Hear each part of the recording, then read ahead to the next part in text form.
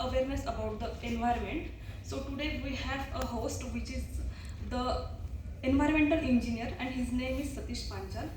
So before proceeding, I would like to thanks everyone for their presence and with prayer we will start the today's evening lecture. So I would like to do with the Ganesh Vandana. So all are okay? So I would like everyone to stand at their own places.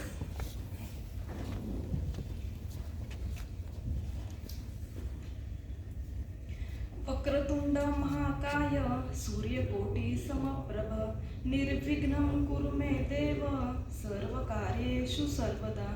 ओम नमः शिवाय.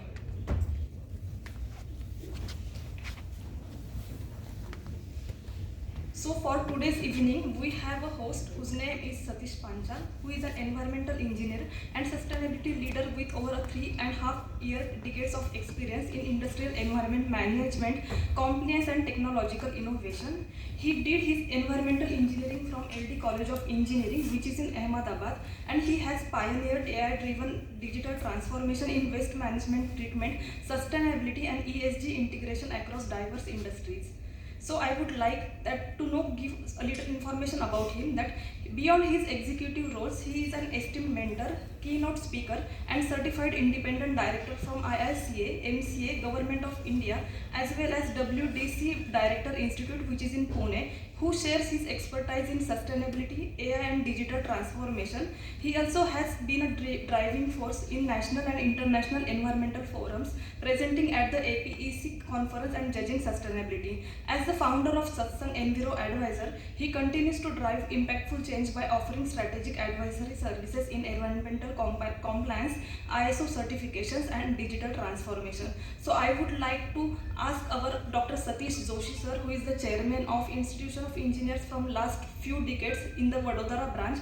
I would like to ask Satish sir to come on the stage and inaugurate and facilitate Mr. Satish Panchal.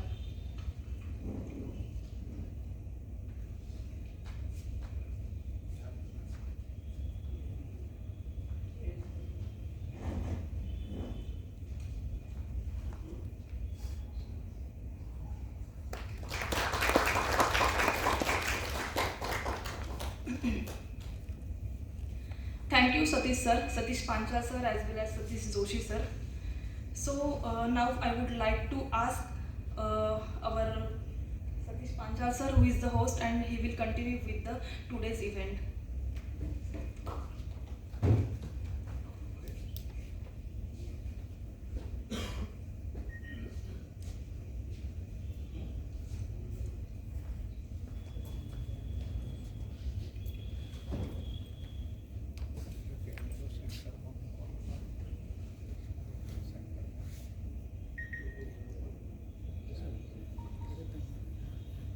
Hello. Hello.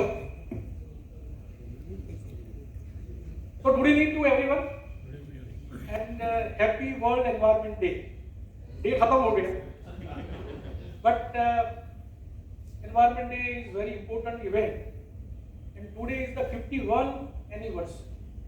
Last 51 years से day हम मना रहे हैं. Institute भी मेरे ख्याल से 2000 साल से तो मैं भी विटनेस हूँ. 2000 साल से 25 साल से हम भी मना रहे हैं.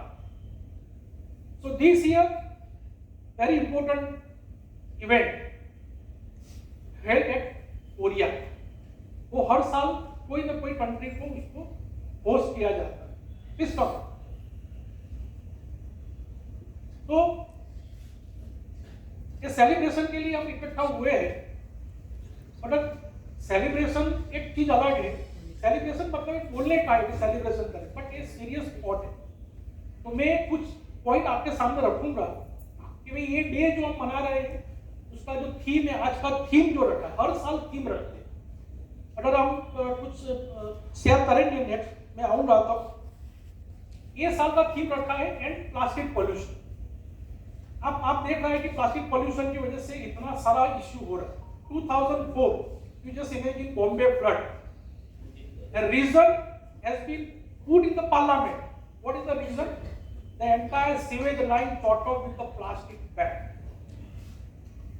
One of my ex-boss was cut off at Bombay on that time. and he also forwarded few of the photograph. At that time WhatsApp नया था, तब कुछ फोटो भेजा था, and I was just memorized. वो मेरा अभी बॉस इस दुनिया में नहीं है, बट वो मुझे याद आ रहा है कि उन्होंने जो फेस किया था कि कितना जबरदस्त फ्लड आया था, और रीजन था plastic. So plastic pollution threaten our ocean. अभी आप जाएंगे आगे बताऊंगा. माइक्रो प्लास्टिक वो ब्लड में भी आ गया, और उसको कैसे डिस्टर्ब करेंगे, कैसे उसको डीकंटामिनेट है, उसको जो कैसे उसको रिमूव करेंगे, वो एक रिसर्च चल रहा है. So ocean, wildlife and human health, and as we approach this significant environmental observance, we invite you to explore how government, business and individual, as an individual, what we can work to change the solution. So ये मैंने जो बनाया है presentation, मैं जोशी साहब को बता रहा था, ये AI का हेल्प लिया है. तो AI आजकल बहुत चेंज हो गया है. यंग जनरेशन को आजकल पढ़ाते नहीं है, बच्चे पढ़ते भी नहीं है. AI में डालो और पूरा रिपोर्ट तैयार. वो एडवाइजेबल नहीं है, मतलब हम लोगों के लिए ठीक है. कुछ एक्सपीरियंस के बाद कुछ प्रॉम्प्ट हमने डाला, कुछ एक्सपीरियंस डाला, and I had made this presentation. तो आपको थोड़ा एनिमेशन उसमें लगेगा.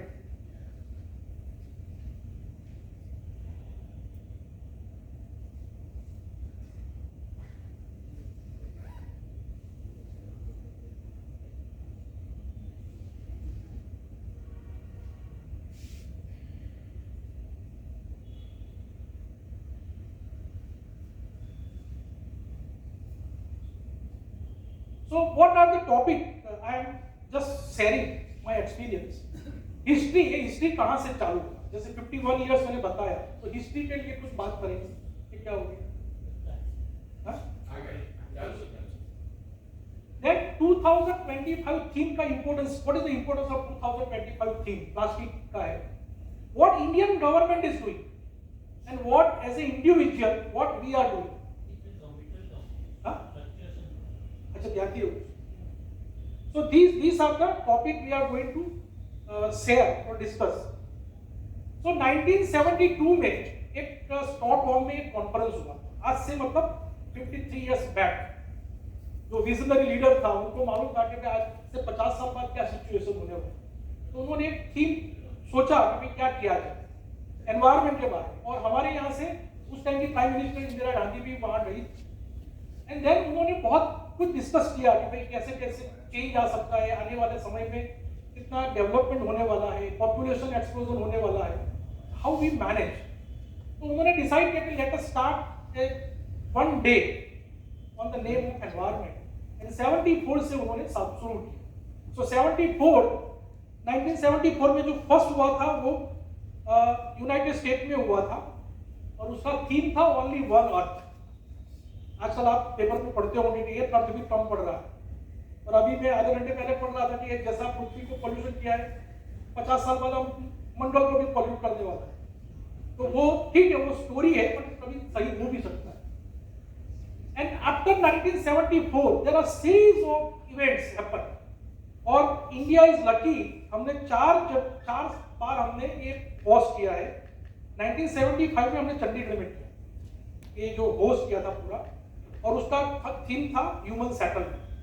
उस टाइम हो सकता है आबादी हमारा 80-90 करोड़ होगा. तो ये आबादी को देख के उन्होंने ये डिसाइड किया था. देन 1977 में ओजोन लेयर आपको मालूम होगा, आजकल जो हमारा एसी रेफ्रिजरेटर आता है, सो फ्रीओन गैस जो बंद हो गया, जो आजकल नवीन क्लोरीन केमिकल बनाता था, दूसरा क्लोरोकेमिकल बनाता था, वो सबने अभी अपना मेथोडोलॉजी चेंज कर दिया. तो वो 1977 में दिल्ली में हुआ ओजोन लेयर के ऊपर. उसके बाद बहुत कुछ काम हुआ, और आज हम जो एसी जो देख रहे हैं वो ओजोन डिप्रेशन नहीं है. उसके बाद बहुत साल बाद इंडिया ने रिस्पॉन्स नहीं दिया, या तो हमको मौका नहीं मिला. 2011 में दिल्ली में फिर हुआ फॉरेस्ट के ऊपर, क्योंकि उस टाइम तो बहुत सारा जंगल काट दिया. आपको मालूम होगा तेरी डैम का बहुत चला था. मेरा सबसे पहला बॉस था डॉक्टर GD अग्रवाल, आप शायद गूगल में डालेंगे, वो बाद में साधु बन गया. He was the first member secretary of central pollution control board. वो दिल्ली में मुझे उन्होंने ट्रेन किया था. मुझे वो तेरी डैम के ओपोज में वो इसीलिए ऑपोज में थे कि आज हम जो एहसास कर रहा है, अभी कोई बोल रहा था कि मैं थक गया, वो काशी गया तो, या चार धाम यात्रा गया तो, वो घोड़े पे जाना, पालकी में जाना, तो वो उस टाइम नहीं था। तो हमने पर्वत तोड़ तोड़ के बहुत सारा बना लिया, तो फॉरेस्ट बनाया था। और उसके बाद 2018 में सेम टॉपिक पे था, बीट द प्लास्टिक पॉल्यूशन। 2018 में भी ये उन्होंने ये रखा था। तो 1974 के बाद बहुत सारा इश्यू आया। तो मैंने बताया 51 एनुअल इवेंट है ये, and each year is a distinct focus, अलग अलग थीम पे रखते हैं। शुरू हुआ था 1974 में, तब 8-10 कंट्री था। Now there is 150 nations join in this movement. But everyone now realise the environment is a serious thing. अभी तो मैं थोड़ा उसमें काम कर रहा हूँ, एआई और एनवायरनमेंट, क्योंकि जितना हम चैट जीपीटी एआई यूज करते हैं उतना ही एनर्जी यूज होता है, तो उसका एनवायरनमेंट खराब होता है। तो why we should use AI and chat GPT. और बोलता है अभी जॉब साहब चला जाएगा, जॉब नहीं रहेगा। बैंकिंग सेक्टर में बोलता है कि बहुत सारा जॉब तो उन्होंने ले लिया है। अब अभी फोन आता है तो आप क्या बोलता है, वो चैट जीपीटी फोन करता है। अभी मेरे पास कल फोन आया कि सर आपका इंश्योरेंस रिन्यूअल का डेट आ गया, वो 1 दबाओ 2 दबाओ, कोई फोन नहीं उठाता, वो चैट रखा है, चैटबॉट रखा है। तो ये सिचुएशन हमारे सामने आ गया है। तो अभी 10 साल बाद क्या होगा, that God knows. And 50 host nation, अलग अलग कंट्री, जैसे बताया भारत है, पाकिस्तान भी है, अमेरिका भी है, ब्राजील है, जापान है, all country, but mostly they concentrate on Asian. Korea is also an Asian country. Why? Because Asians population is more than the other country. So Asia में ये प्रॉब्लम उनको ज्यादा लग रहा है। देन लीगासी, जो लीगासी थीम हमको दिया था कि भाई हमको उन्होंने दिया, भाई क्लाइमेट एक्शन दिया, बायोडाइवर्सिटी के ऊपर दिया, इकोसिस्टम रिस्टोरेशन के ऊपर दिया, अलग अलग थीम दिया। और थीम पे उन्होंने सबको बोला कि नहीं उसके ऊपर काम, और बहुत सारा काम हुआ है। आप लोगों को लगता होगा कि नहीं कुछ नहीं हुआ है। अभी हम जाएंगे तो बहुत सारा, भारत सरकार ने भी बहुत काम किया, एज ए इंडिविजुअल भी लोगों ने काम किया है। ठीक है, पॉपुलेशन बढ़ रहा है इसीलिए हमको थोड़ा दिखता नहीं है, but there are lot of work. So the theme has some rallying point of government organization and individual to concentrate their environmental issues. You just imagine, I am environmental engineer, pass out 1988, 84 में मैं admission लिया। उस time doctor PP ओझा, शायद किसी ने नाम सुना होगा, वो वॉज ए विजनरी लीडर था। तो जब हम 12th में पास, ये सब नहीं था, एसीपीसी नहीं था। अभी आजकल तो एसीपीसी आ गया, ये admission committee for professional courses. हमारे टाइम में तो क्या था कि आप जाके फॉर्म भरो, तो मैंने इधर भरा, विद्यानगर भरा, एमएस में भरा, और परसेंटेज भी आज तो 92% आता है लोगों को। हमारे टाइम में मेरा 72 था, तो मुझे कहाँ मिलेगा? तो मुझे रहना था अहमदाबाद में, आई एम फ्रॉम अहमदाबाद। तो बोले भाई फैमिली सपोर्ट नहीं कर सकती थी, हॉस्टल का खर्चा वगैरह। तो मैं एमएस में भी आया था, थोड़ा शेयर करूंगा यार स्टोरी। तो एमएस में वो मुरारजी देसाई का वो कुछ हॉस्टल चलता था उस टाइम, डायमंड जुबली। मैं उसमें गया तो बोले आप कोई नोन पर्सन का लेटर लिखा के आओ तो हम दे। तो मैं पंचाल था, पंचाल कम्युनिटी का लीडर था अहमदाबाद में, सभी चार परिवार चलाता है, नाम सुना होगा। मैं उसके पास गया, उसने लेटर लिख के दिया कि भाई मुझे हॉस्टल में अगर एमएस में एडमिशन मिलता है।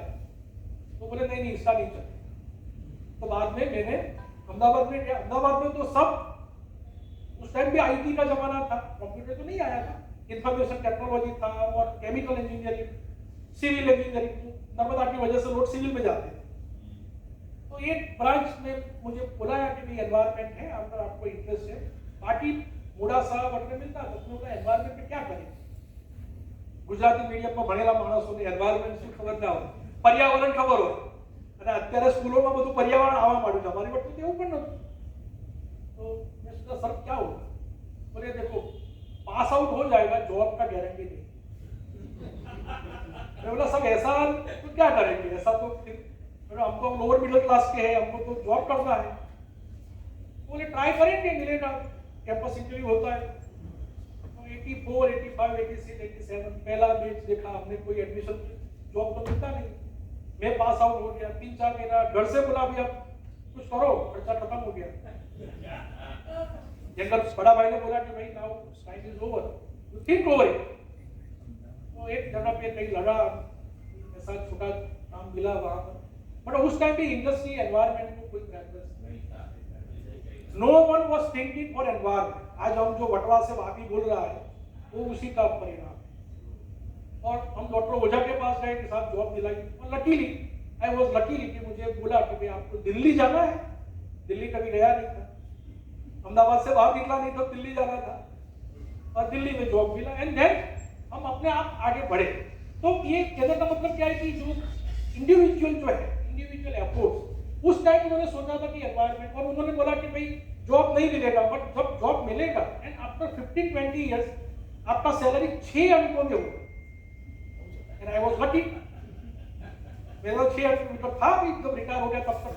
सो एक माहौल था, आज भी है। आज भी एनवायरमेंटल इंजीनियर को जॉब इजीली नहीं मिलता। आप कोई भी देखो, ओएनजीसी देखो, एनटीपीसी देखो, उसमें ओएनजीसी अभी थोड़ा थोड़ा शुरू हुआ है, मतलब कभी आता नहीं है। Only civil, mechanical, electrical, chemical. हाँ, अभी हम लोग ऐसे सीनियर हम बोलते हैं कि भाई कुछ करो, तो कुछ जगह पे आ रहा है, गवर्नमेंट में तो आ रहा है, लेकिन प्राइवेट में भी अभी आना शुरू हुआ है। So this was the situation. तो ये जो अलग अलग थीम हमने रखा है, तो ये उसी टाइप का थीम बना था। Then what is the major milestone? So जैसे मैंने बताया कि भाई सबसे पहले जो 74 से उन्होंने शुरू किया, 1974 से 87 तक लोग झिझकते थे कि भाई हम क्यों हमारे कंपनी में खर्चा करें, और उस टाइम इतना डेवलप भी नहीं था सब नेशन। धीरे धीरे 2 नेशन पे आता था, रशिया और अमेरिका, यूएसएसआर हम बोले, अखंडित रशिया का, और Germany, west Germany, east Germany, USA तो था ही, सबका बाप बैठा था बना के। तो वो बोला कि नहीं, करो करो करो, हम लोन देंगे, फलाना देंगे, हम आपको इतना प्लेन देंगे, आप ये करो। तो 87 में उन्होंने डिसाइड किया कि अब ये रोटेट करो, खाली एक कंट्री में मत करो। तो 88 में सबसे पहले थाईलैंड में शुरू किया। अब थाईलैंड तो पिकनिक स्पॉट जैसा कंट्री है, तो थाईलैंड में और क्या, तो थाईलैंड में पिकनिक की वजह से बहुत सारा पॉल्यूशन हो रहा है। तो थाईलैंड में उन्होंने थीम भी रखा, when people put the environment first, development will last। तो ये भी उन्होंने 88 से शुरू किया। तो ये जो होस्ट कंट्री को भी एक जिम्मेदारी दिया। 2000 के बाद सब नेशन थोड़ा समृद्ध हुआ, यंग जनरेशन आया, आईटी आया, कंप्यूटर आया, लोगों को लगा कि ना कुछ करना चाहिए, तो डिजिटल रिवॉल्यूशन शुरू। लैपटॉप से उन्होंने भेजना शुरू किया कि भाई ऐसा ऐसा प्रोग्राम हो रहा है, कुछ करना चाहिए। डॉक्टर साहब बात कर रहे थे लास्ट वीक में कि हम लोग कैसे करें, ये सेलिब्रेट कैसे करें। मैं बोला, मैं जब 97 में नंदे सैनिटाइज कंपनी में ज्वाइन किया था, तो वहाँ भी ऐसा ही माहौल था। तो हमने बोला कि शुरू तो करें, कुछ कहीं से तो शुरुआत करना चाहिए। तो हमने बोला कि भाई पेड़ पौधा लगा, मतलब लगाने के फोटो खींचना नहीं है, हमको सर्वाइव करना। 97 से हमने शुरू किया, और हमने एक ही पेड़ चुना, अशोक का पेड़, और वो फैलता हुआ नहीं, सीधा वाला आता है तो स्ट्रेट जाता है। हमारे यहाँ है, यहाँ पर मैंने कम से कम 200 लगाया, आज भी जिंदा है नंदेसरी। आप जाके देख सकते हैं, एबीएस इंडस्ट्री में आज भी जिंदा है। तो हमने ये शुरुआत किया, और हर साल हम ऐड करते थे, 5 लगाया, 10 लगाया, 15 लगाया। एक बार हमने सभी एम्प्लॉइज को दिया, घर पे जाके लगा, जैसे ये पौधा दिया, ऐसे छोटा छोटा पौधा दिया कि आप भाई करो कुछ। मैक्सिमम तुलसी का दिया, बड़ी बाकी तो लोग नहीं मानते, तो इसमें रिलीजियस फैक्टर है कि आप घर पे लगा। तो ये अंदर से भावना हमने जगाना शुरू किया। और दूसरा, हमने सोचा कि पेपर कंजम्पशन कितना हो, हर महीने 50-50 बक्सा आता है, तो why we should need all this paper. तो हमने ये भी थोड़ा धीरे धीरे धीरे कम करके 50 का हम 25 तक ले आए। तो वो एक मोमेंटम होता है कि कैसे कंट्रोल किया है। और अभी रिसेंट ईयर में सस्टेनेबिलिटी ऊपर काम हो रहा है, ईएसजी ऊपर। आजकल जो इंडस्ट्री वाले हैं उनको ESG, environment, social and governance का इश्यू तो बहुत बड़ा है, वो तो आप सब एहसास कर रहे हैं, मैं भी एहसास कर रहा हूँ। बट एनवायरमेंट के ऊपर जो काम करेंगे तो ऑटोमेटिकली गवर्नेंस हमारा इंप्रूव होता है। Then what are the impact, क्या होगा ये जो सेलिब्रेशन करने से इम्पैक्ट तो होना चाहिए ना। खाली सेलिब्रेट करके आज हम इकट्ठा हुआ, खाना पीना खाया, भूल गए, कुछ तो इम्पैक्ट होना चाहिए, हम किसी को शेयर करें information.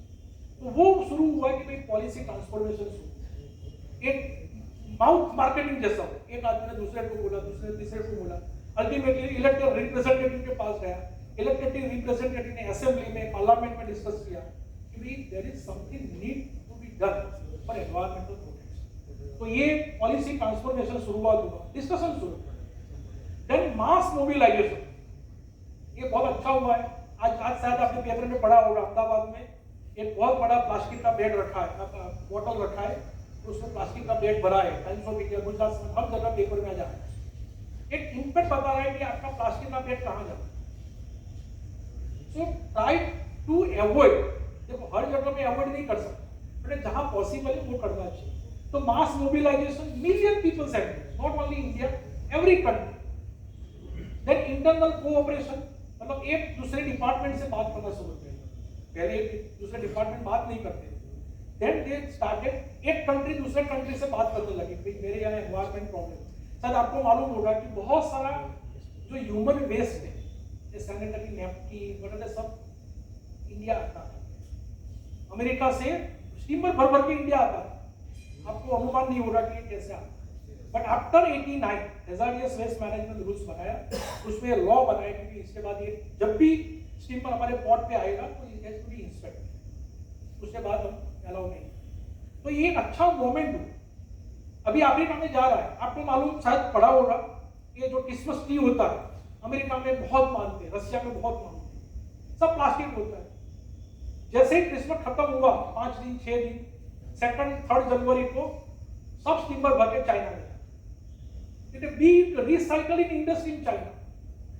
There are more than 10 lakhs people are survive on this recycling business in China. मेरे पास बुक है, मैं उसका बुक पढ़ने के लिए लाया था, तो मुझे लगा कि भाई मानना पड़ेगा, हमारे यहाँ भी रिसाइकलिंग शुरू हो गया है। So there is different campaign, plastic ban शुरू हुआ, इमिशन कंट्रोल का बात हुआ। देन ये जो मास मोबिलाइजेशन से ये बहुत बड़ा फायदा हुआ कि भाई हम कैसे मल्टीनेशनल एग्रीमेंट हो कि भाई हम एक कंट्री से दूसरे कंट्री में हम ये जो वेस्ट मटेरियल है हम नहीं भेजेंगे।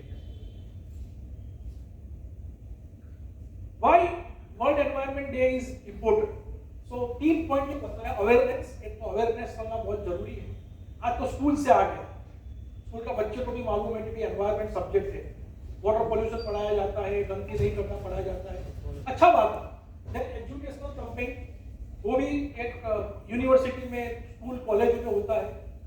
इकोलॉजिकल इश्यू डिस्कस होगा, not only plastic, larger scale पे इकोलॉजिकल इश्यू डिस्कस हो रहे हैं।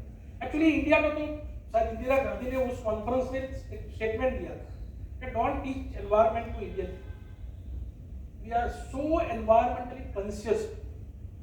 और वही जो मोदी साहब ने भी बताया था, वो जो रजाई वाला बात बताया कि रजाई जब खराब हो जाती है तो उसका जो ऊपर का पॉड है वो पोछे के लिए यूज करते हैं हम लोग, उससे बात खराब हो जाता है तो हम उसको जलाते भी।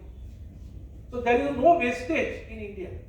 तो हमारा तो कल्चर में है, बट वेस्टर्न कल्चर की वजह से हम थोड़ा ये भूल गए। और अभी ये जो ब्लिंकिट आया, जोमेटो आया, उससे तो और प्रॉब्लम आया, मतलब वो भी रोड काम कर रहा है, बताऊंगा मैं। सो एक्शन, लोकल कम्युनिटी जो कोऑर्डिनेशन क्लीन अप एफर्ट शुरू किया है, हर जगह पे आज क्लीनिंग का इंपॉर्टेंस हो रहा है। आप देखिए रिलीजियस प्लेस बहुत अच्छा हो रहा है, आपको जाने का मन हो रहा है कि भाई चलो, पहले नहीं जाने का, आज सोमनाथ जाने का मन हो रहा है, डाकोर जाने का मन हो रहा है, पहले बोलते नहीं गंदगी में नहीं जाना। तो आज ये अवेयरनेस है लोगों में, नहीं भाई इंपोर्टेंस ऑफ सफाई। देन ट्री प्लांटिंग एक्टिविटीज, अभी आपको मालूम होगा सिंदूर वन बना है कच्छ में, हो सकता है 2-4 साल में कंप्लीट हो जाए। बहुत सारा ऐसा काम हो रहा है। एनकरेज सस्टेनेबल लाइफस्टाइल चॉइस भी चेंज हो रहा है कि भाई कैसे उसको इंप्रूव किया जाए। And there are number of policy, government action and business को भी एनकरेज किया जाए कि भाई आप ये एनवायरनमेंट के बारे में सोचो, otherwise there is no way to sustain the future. Education में हमने बच्चों को सिखाना शुरू किया। आज बच्चे हमसे ज्यादा एनवायरनमेंट के बारे में कॉन्शियस है। तो कई घरों में बच्चे बोलते हैं नहीं पापा ऐसा नहीं करने का, प्लास्टिक का यूज मत करो। तो दे आर अवे, ठीक है। जो मिड जनरेशन है अभी उसको थोड़ा टाइम लगेगा, बट जो नया जनरेशन है माँ बाप उसको सिखाता है। देन डिजिटल कंपेन जो मैंने बताया कि डिजिटल कंपेन जबरदस्त व्हाट्सएप से और जबरदस्त इंटरनेट, फेसबुक, जो भी आपका सोशल मीडिया है, एंड अल्टीमेटली इनोवेशन शुरू। इनोवेशन, जबरदस्त इनोवेशन हुआ है। मैं last year national environmental engineering research institute में ऐसा लेक्चर देने गया था। मैंने वहां देखा बहुत जबरदस्त इनोवेशन हुआ नेशनल लेवल पे। उन्होंने जो ये जो शादी बारात में जो डीजे बजाता है, इतना जबरदस्त नॉइज होता है, उन्होंने एक रिसर्च चल रहा है, अभी कंप्लीट नहीं हुआ है, वो डीजे के आसपास वो लगा दे तो वो नॉइज जो है वो कुछ हद से आगे नहीं जाए। वो रिसर्च चल रहा है। दूसरा उन्होंने रिसर्च किया कि वाटरलेस टॉयलेट, वो भी एक अच्छा मुझे लगा। अभी वो चल रहा है, वो पेटेंट लेंगे, उसके बाद वो मार्केटिंग कर, तो ये लेवल का भी काम इनोवेशन हो रहा है। उसके बाद रिसाइकलिंग का बिजनेस अभी आएगा। जैसे मोबाइल आप फेंक देते हैं तो उसमें से निकल, क्रोमियम, गोल्ड निकालने वाला भी फैक्ट्री इंडिया में है और मास लेवल पे काम हो रहा है। ऐसा नहीं है कि नहीं हो रहा। सो क्या progress and what challenges we face. So 1974 से जो रिवर था, लेक क्लीनिंग का काम शुरू। मैं 2016 में म्यूनिच गया था, जर्मनी। तो जो हमको ले गया था बंदा, वो बोला कि आपको एक ट्रिब्यूटरी दिखाता। तो बोला वो क्या है? राइन रिवर करके बहुत फेमस रिवर है जर्मनी। जैसे हमारा नर्मदा गंगा है, वैसा राइन रिवर जर्मनी में बहुत फेमस है। बोले once upon a time this river was highly polluted। World का कोई पोल्यूटेड नहीं था, क्योंकि वेस्टर्न जर्मनी में इंडस्ट्री बहुत ज्यादा था एंड ऑल इंजीनियरिंग बिजनेस वही था, ऑल केमिकल बिजनेस वही था। तो उन्होंने वो रिवर क्लीन कर, और हमने देखा कि आप उसमें जाके अभी स्विमिंग आपको आता है तो स्विमिंग कर सकते। Lot of people swimming there. और मुझे एक चीज बहुत अच्छा लगा कि उनका जो रेन वाटर जो था, उन्होंने ऐसा ऑफसेट बनाया है कि भाई ये रेन वाटर नीचे रहेगा, ड्रेन सीवेज वाला लाइन ऊपर, मतलब रेन का पानी सीवेज में नहीं। वो अभी इंडिया में आने में टाइम लगेगा, बट वो काम उन्होंने किया। ये 1974 के बाद हुआ है। Million Hector of forest protected. आपने शायद राउघाट नाम सुना। ये जो एमपी में वहां गया हूँ, तो 89-90 में गया हूँ। माइनिंग एरिया बोलता है वहाँ। आयरन ओर जो इंडिया का टॉप लेवल का आयरन, जनरली जो माइंस में आयरन मिलता है 40, 50, 60% होता है। हमारा जितने भी स्टील प्लांट है, चाहे आप बोकारो ले लीजिए, भिलाई स्टील ले लीजिए, कोई भी प्लांट ले लीजिए, वो प्लांट में आपको 60% और में स्टील होगा तभी भट्ठी में डाल सकते। तो कुछ जगह पे 48% मिलता है। तो वो रावघाट में 80% वाला हमारा माइंस वो अंदर रिसोर्सेस है, उसको तोड़े या ना। मुझे मालूम है, मैं 3 बजे पहुंचा था, मुझे वो फॉरेस्ट वाला लेके गया था, 3 बजे अंधेरा हो गया और वो पेड़ था, हम 10 की टीम थी, 10 लोग रहे, तभी हम पेड़ को वो नहीं कर। खैर अभी तो परमिशन दे दिया, अभी तो हमारा स्टील का जरूरत है, अभी तो होगा नहीं होगा मुझे नहीं मालूम है। आई एम 89-90 की बात। तो ये फॉरेस्ट भी काफी प्रोटेक्ट हुआ है। ओजोन डिप्लीशन का मैंने बताया 78 से शुरू हुआ। Then renewable energy, I think Gujarat is the number 1।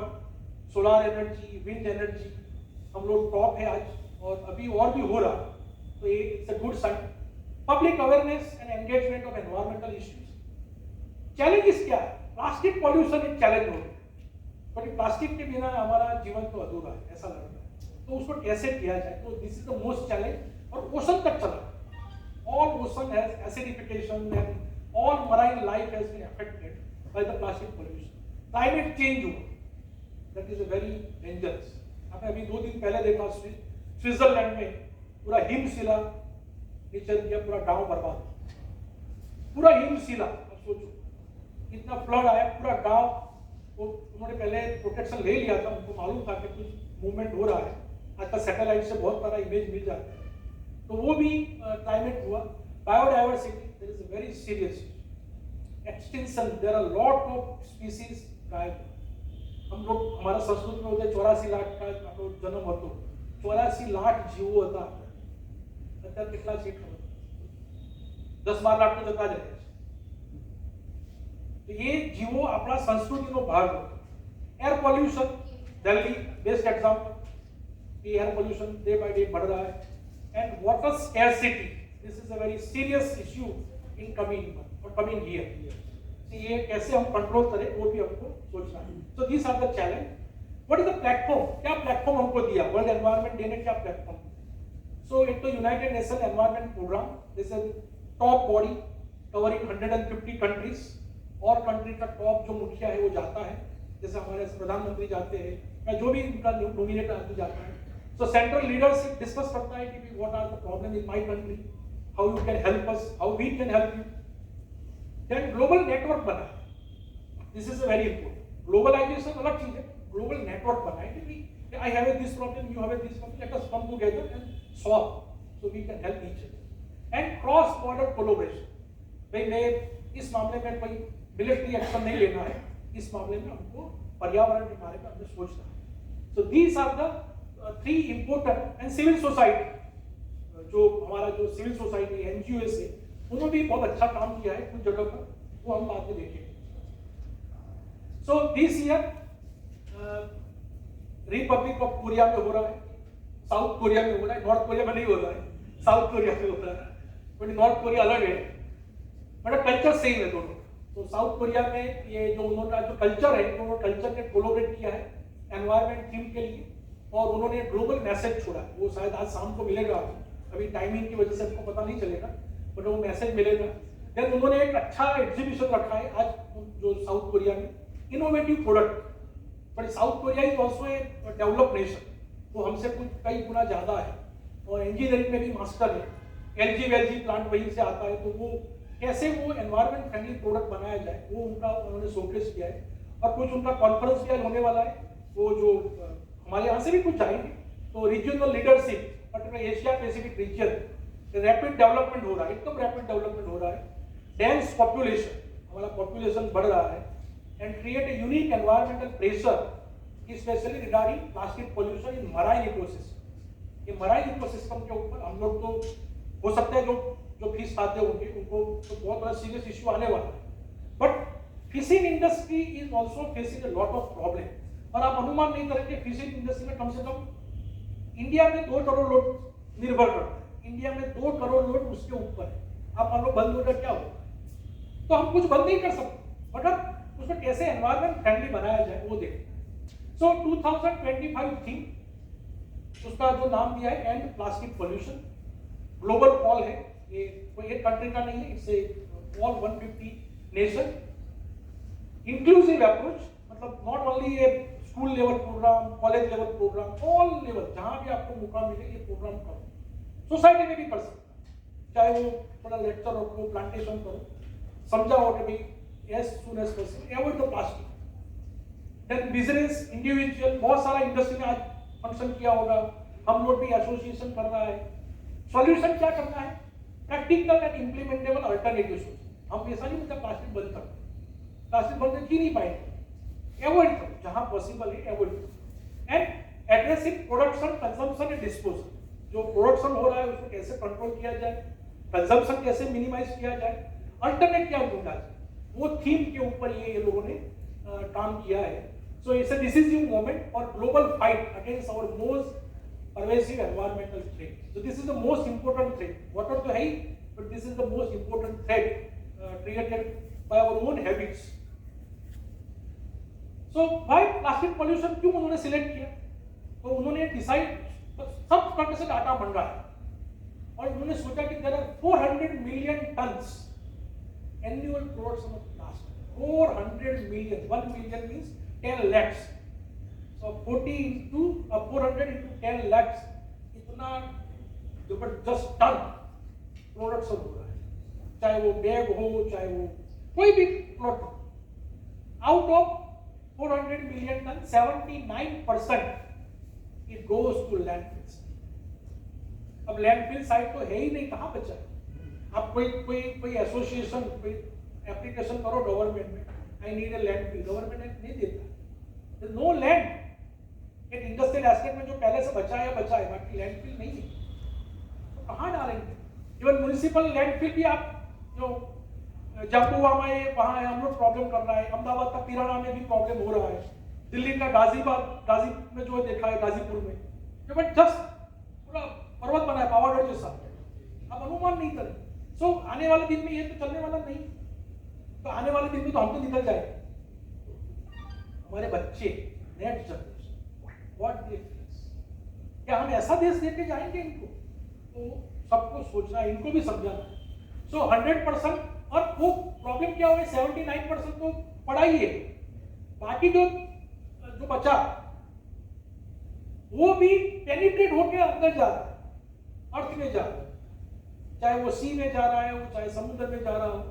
So 79% manufacture now accumulating landfill or natural environment with microplastic infiltrating every ecosystem, air, water, सब जगह पे आ गया।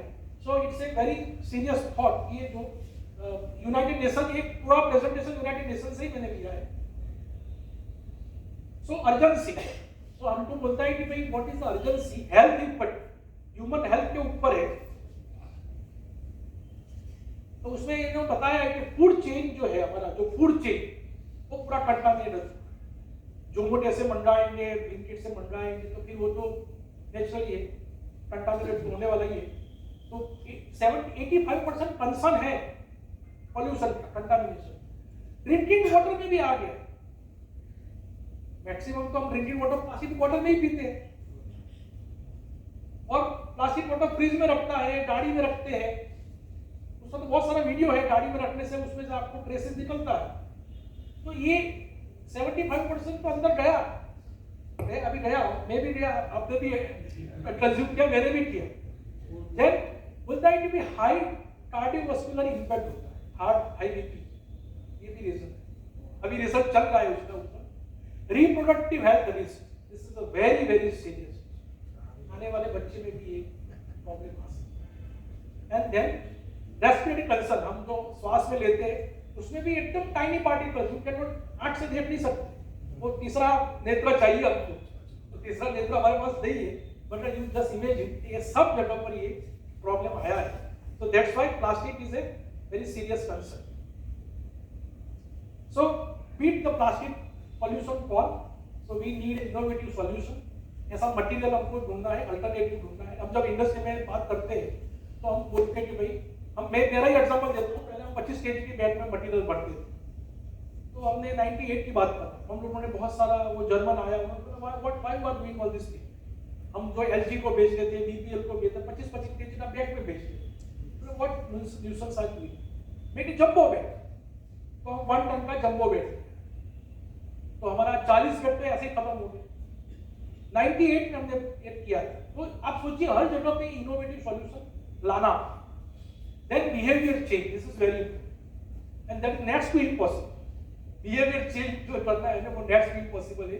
इसके लिए आपको जो सुखबोधानंद जी बोलते हैं, जो सदगुरु बोलता है, वो आपको डेली करना पड़ेगा, तभी आप बिहेवियर चेंज कर सकते हैं। Otherwise behaviour change is very difficult. Policy transformation, government अपना काम कर रही है, हमने रिप्रेजेंटेटिव भेजा है, वो काम कर रहा है, बहुत सारा पॉलिसी बनाया है। एंड टेक्नोलॉजिकल एडवांसमेंट, उसमें बहुत सारा काम हो रहा है। हर कंट्री, चाहे यूएसए हो, चाहे इंडिया हो, चाहे जापान हो, चाहे जर्मनी हो, चाहे साउथ कोरिया हो, they make a lot of alternative, और ऐसा प्लास्टिक बनाता है, आप can use it number of time, recycle. So that is very important. So beat the plastic pollution is a very important theme of this year. So you just imagine, ये plastic का bottle तो हम लोग बहुत सारा use करते हैं। सो plastic बनता कैसे, इन्होंने बताया कि रॉ मटेरियल एक्सट्रैक्शन, मतलब मेनली तो आपका जो क्रूड ऑयल से ही बनता है, फॉसिल फ्यूल से ही बनता है, चाहे वो स्टायरीन ले लो, चाहे बुटाडाइन ले लो, चाहे एक्रिलोनाइट्राइल ले लो, चाहे पॉलीप्रोपिलीन ले लो, सब उसी का, ईडी ले लो, जो भी है उसका ही ले लो। देन वो बनाते समय भी पॉल्यूशन होता है, डिस्ट्रक्शन के टाइम में भी पॉल्यूशन होता है। So over 99% plastic derived from chemicals sourced from fossil fuels. Then manufacturing process मैंने बताया कि you just imagine green house gas, जो ग्रीन हाउस गैस में CO2 बोलता है, मीथेन बोलता है, N2O बोलता है, these are all greenhouse gases. So production facility generate 2.5 ton carbon dioxide per 1 ton of plastic. मतलब हमको प्लास्टिक अच्छा लगता है, मगर वो 2.5 वो दिखता नहीं है, वो हवा में गया, वो गया तो आकाश में गया, वो तो हमको दिखता है। एंड देन यूज स्पेस में we are all responsible. Single use open harmful life, मतलब single use plastic often a useful life major in minute. सब्जी ले आया, घर पे रख दिया, बाद में वो बैग को क्या फेंकने का, 10 मिनट से लेट, तो उसको कम से कम सालों पड़ लग जाता। So 40% of all plastic production is a single use plastic. And disposal mismanaged. आप ऐसा एक भी सिटी नहीं देखेंगे कि आपको रोड पे प्लास्टिक, 2-3 सिटी इंडिया में है। आप कभी जाइए, मेघालय जाइए, मेघालय में इंडिया का वर्ल्ड का सबसे बड़ा क्लीन डिस्ट्रिक्ट है। मैं गया था 5-6 साल पहले, वहाँ आपको प्लास्टिक की बोतल होगा तो बोलेगा गाड़ी में छोड़ दो, लेके नहीं जाएगा। And don't dispose in your hotel also, आप जहां से लाया है वहीं से छोड़, आपको वहां मिलेगा ही नहीं। ऐसा बोतल मिलेगा वो रेंट पे देता है, आप ले जाइए, आप 15-20 रुपये वापस आते समय दे। उड़ीसा में भी ऐसा है। हाँ, उड़ीसा में कुछ पोर्शन में है, शिमला में भी किया था, बट शिमला में डिस्टर्ब हो गया, अभी शिमला में नहीं, इंदौर में तो है। तो ये सब क्या है कि अवेयरनेस पब्लिक में, सरकार भी काम करती है, सरकार को सपोर्ट करने वाला कोई चाहिए। तो ये डिस्पोजल इज मराइन में गया, that is a very serious issue. जो मराइन में चला गया, that is a very serious issue. So what is the India का रोल क्या है, what is the impact on India? So India में there are 3.4 million ton plastic waste है, 3.4 million ton, 1 million means 10 lakhs million, इतना ton plastic waste generate all over India. और ये figure आज का नहीं है, फिगर 2 साल पहले का है, बट ये बड़ा, उससे बड़ा होगा क्योंकि एकदम डाटा यूएन में जाता है, हम लोग पूरा डाटा ही भेजता है। 60% रिसाइकल होता है, ये गुड साइन है। पहले आज से 10-15 साल पहले तो 5% भी नहीं होता, आज वो बिजनेस में आया है। 60% रिसाइकलिंग रेट है, बट टिल 40% मिस। और 2030 में क्या होगा, ये हो सकता है रेशियो चेंज हो जाए, प्रोडक्शन तो बढ़ेगा, रिसाइकल वही रहेगा, तो यहाँ भी कुछ बढ़ जाएगा। तो वो सोचने का टाइम है कि कैसे उसको। So India faces a significant challenge, it's managing growing plastic waste. 60% recycling मतलब 1.5 मिलियन टन्स रिमेन अनप्रोसेस्ड। अब आपको जो क्या बोलते हैं बॉम्बे में, वो जो बड़ी झुग्गी का नाम है, धारावी में आप जाए, धारावी में तो आप अंदर जो अभी जो चल रहा है अच्छा है, जो विजन है अच्छा है सरकार का कि भाई आज से 10 साल बाद में अच्छा हो जाए, but there are maximum plastic और वो जाता है सीधा मराइन में जाता है, जो उसके आसपास में बांद्रा वगैरह जो एरिया में आप अनुमान नहीं कर सकते कि क्या है। तो this is mismanage. So project के डबल प्रोडक्शन 2030 में 5 साल के अंदर ये 3.5 का 6.8 हो जाए, तो आप अनुमान करेंगे कि ये तो रेशियो का गड़बड़ होता है। So that's why we have to be think very serious. Indian river का सिचुएशन क्या है, कोस्टल इकोसिस्टम टोटली डैमेज हो चुका है। आपने शायद पढ़ा होगा, मैं टाइम मिला तो बताऊंगा, उड़ीसा में जो टर्टल होता है, कितना टर्टल आप अनुमान कर सकते हैं? 3 लाख टर्टल वो उड़ीसा ब्रिज से, मतलब उड़ीसा समुद्र से वो क्रीक पे आता है। क्यों आता है? अंडे रखते। This is the season, February March April season रहता है, और गवर्नमेंट ने ये बात पूरा एरिया को प्रोटेक्ट कर, no one has to enter in this. और वो श्रीलंका से आते हैं, कहां से वो टर्टल आते हैं, वो है मेरे पास वीडियो, अगर मौका मिला तो दिखाऊंगा। So there is a lot of activity has been, but coastal system पूरा डैमेज हो चुका है। आप बॉम्बे ले लीजिए, आप नरीमन पॉइंट पर बैठिए, आप जो शाम को बैठते हैं लड़के बैठते हैं, मैक्सिमम तो प्लास्टिक वही होता है और छोड़ भी देता है बेचारे खाने के बाद। बट ठीक है, अभी वहां भी पुलिस लगाया है, 10 दिन रखा है। मैं अभी रिसेंटली गया था तो पुलिस टाइट है, उसमें डाल अंदर मत डाल। तो ये जो हैबिट जो है ना, टाइम लगेगा।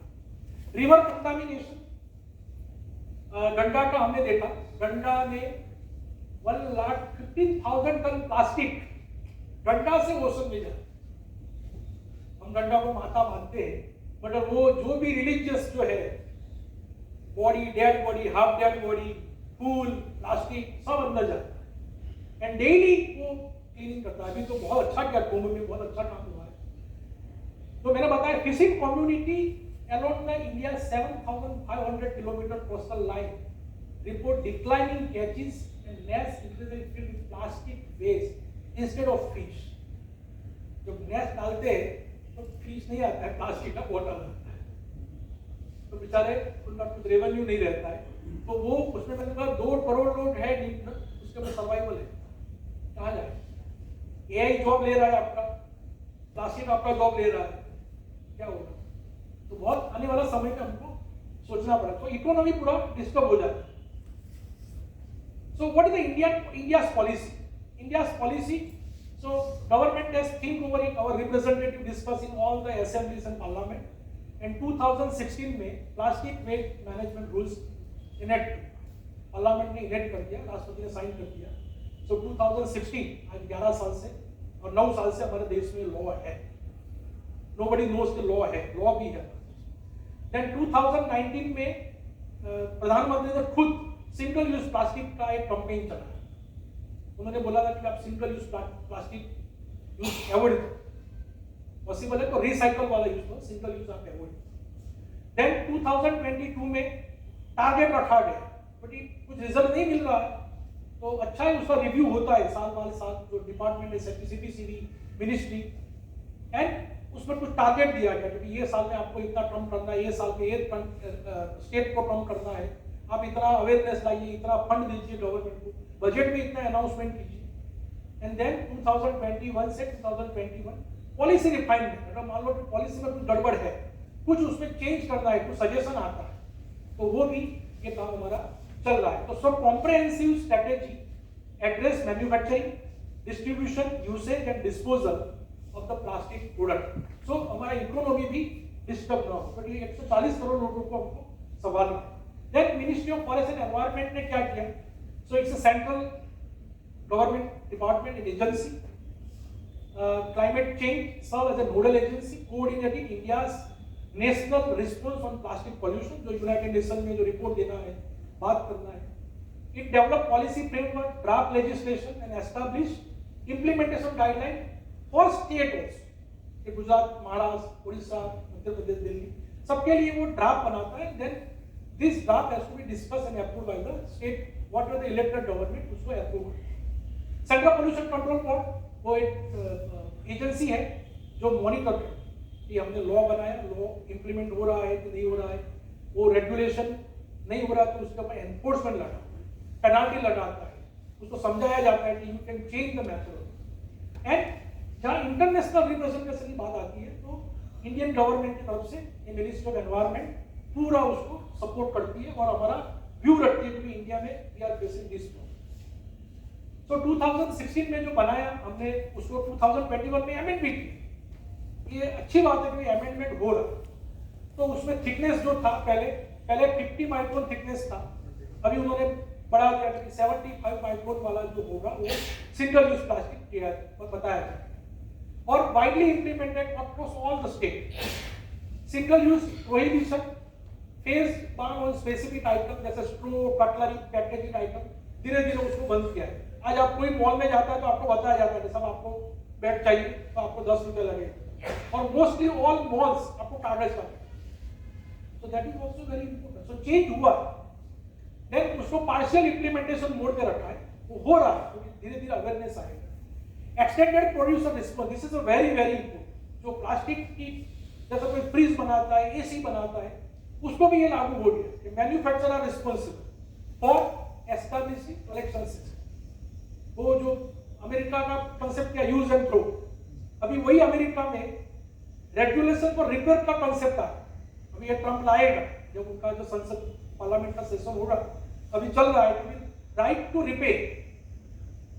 उनका तो मोबाइल क्या है, फेंक देने का, हर कुछ फेंक देने, जैसे मैं एग्जांपल बताया वो ट्री का, पाम ट्री वाला जो उसका यूज करते हैं, तो वो अभी उन्होंने वहां भी शुरू किया कि लेट अस रिपेयर।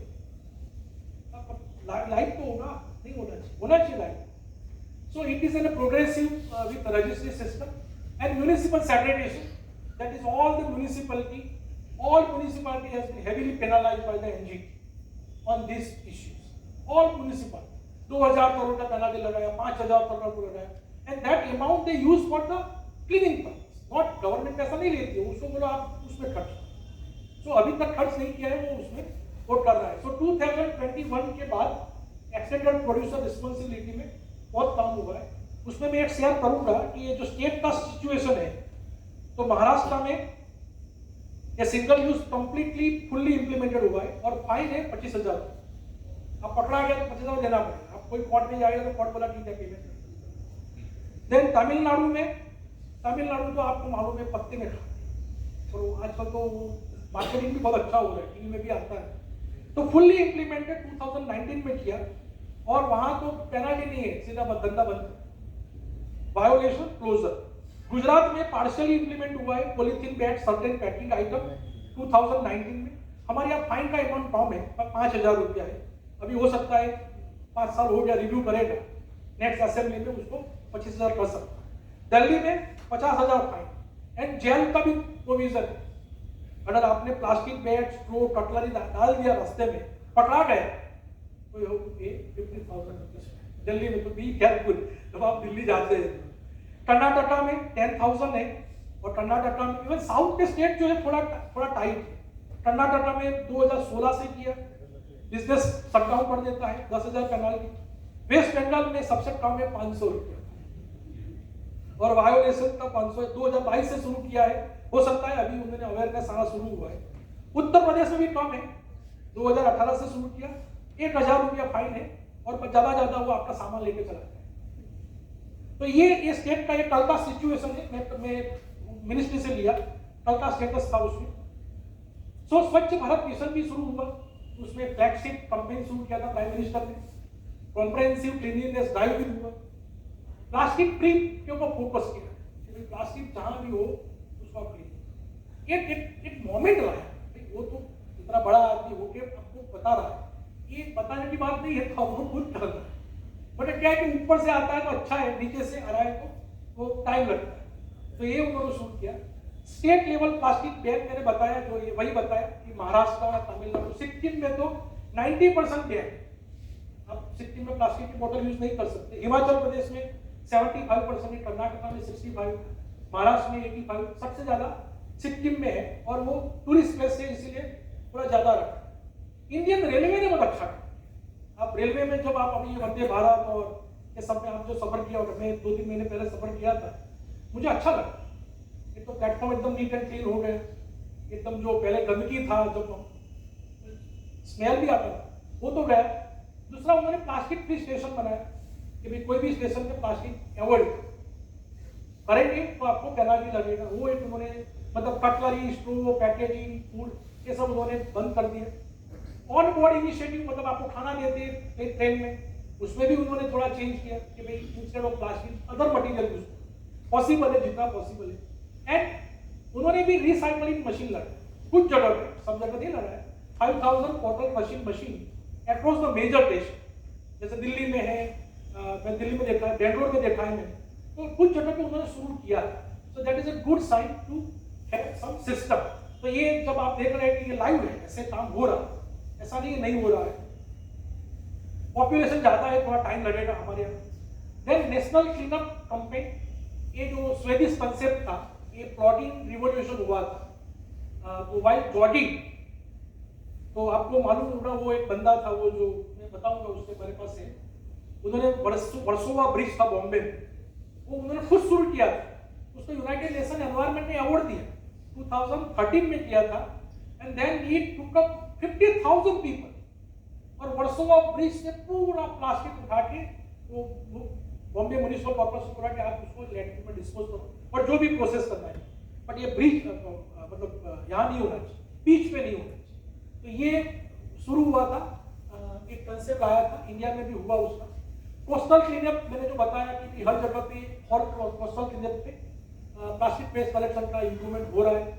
वॉलंटियर है, अभी कोई कंपल्सरी नहीं है, बट लोग समझ रहा है, मिलियंस ऑफ एक्टिविटी लोग करना शुरू किया है।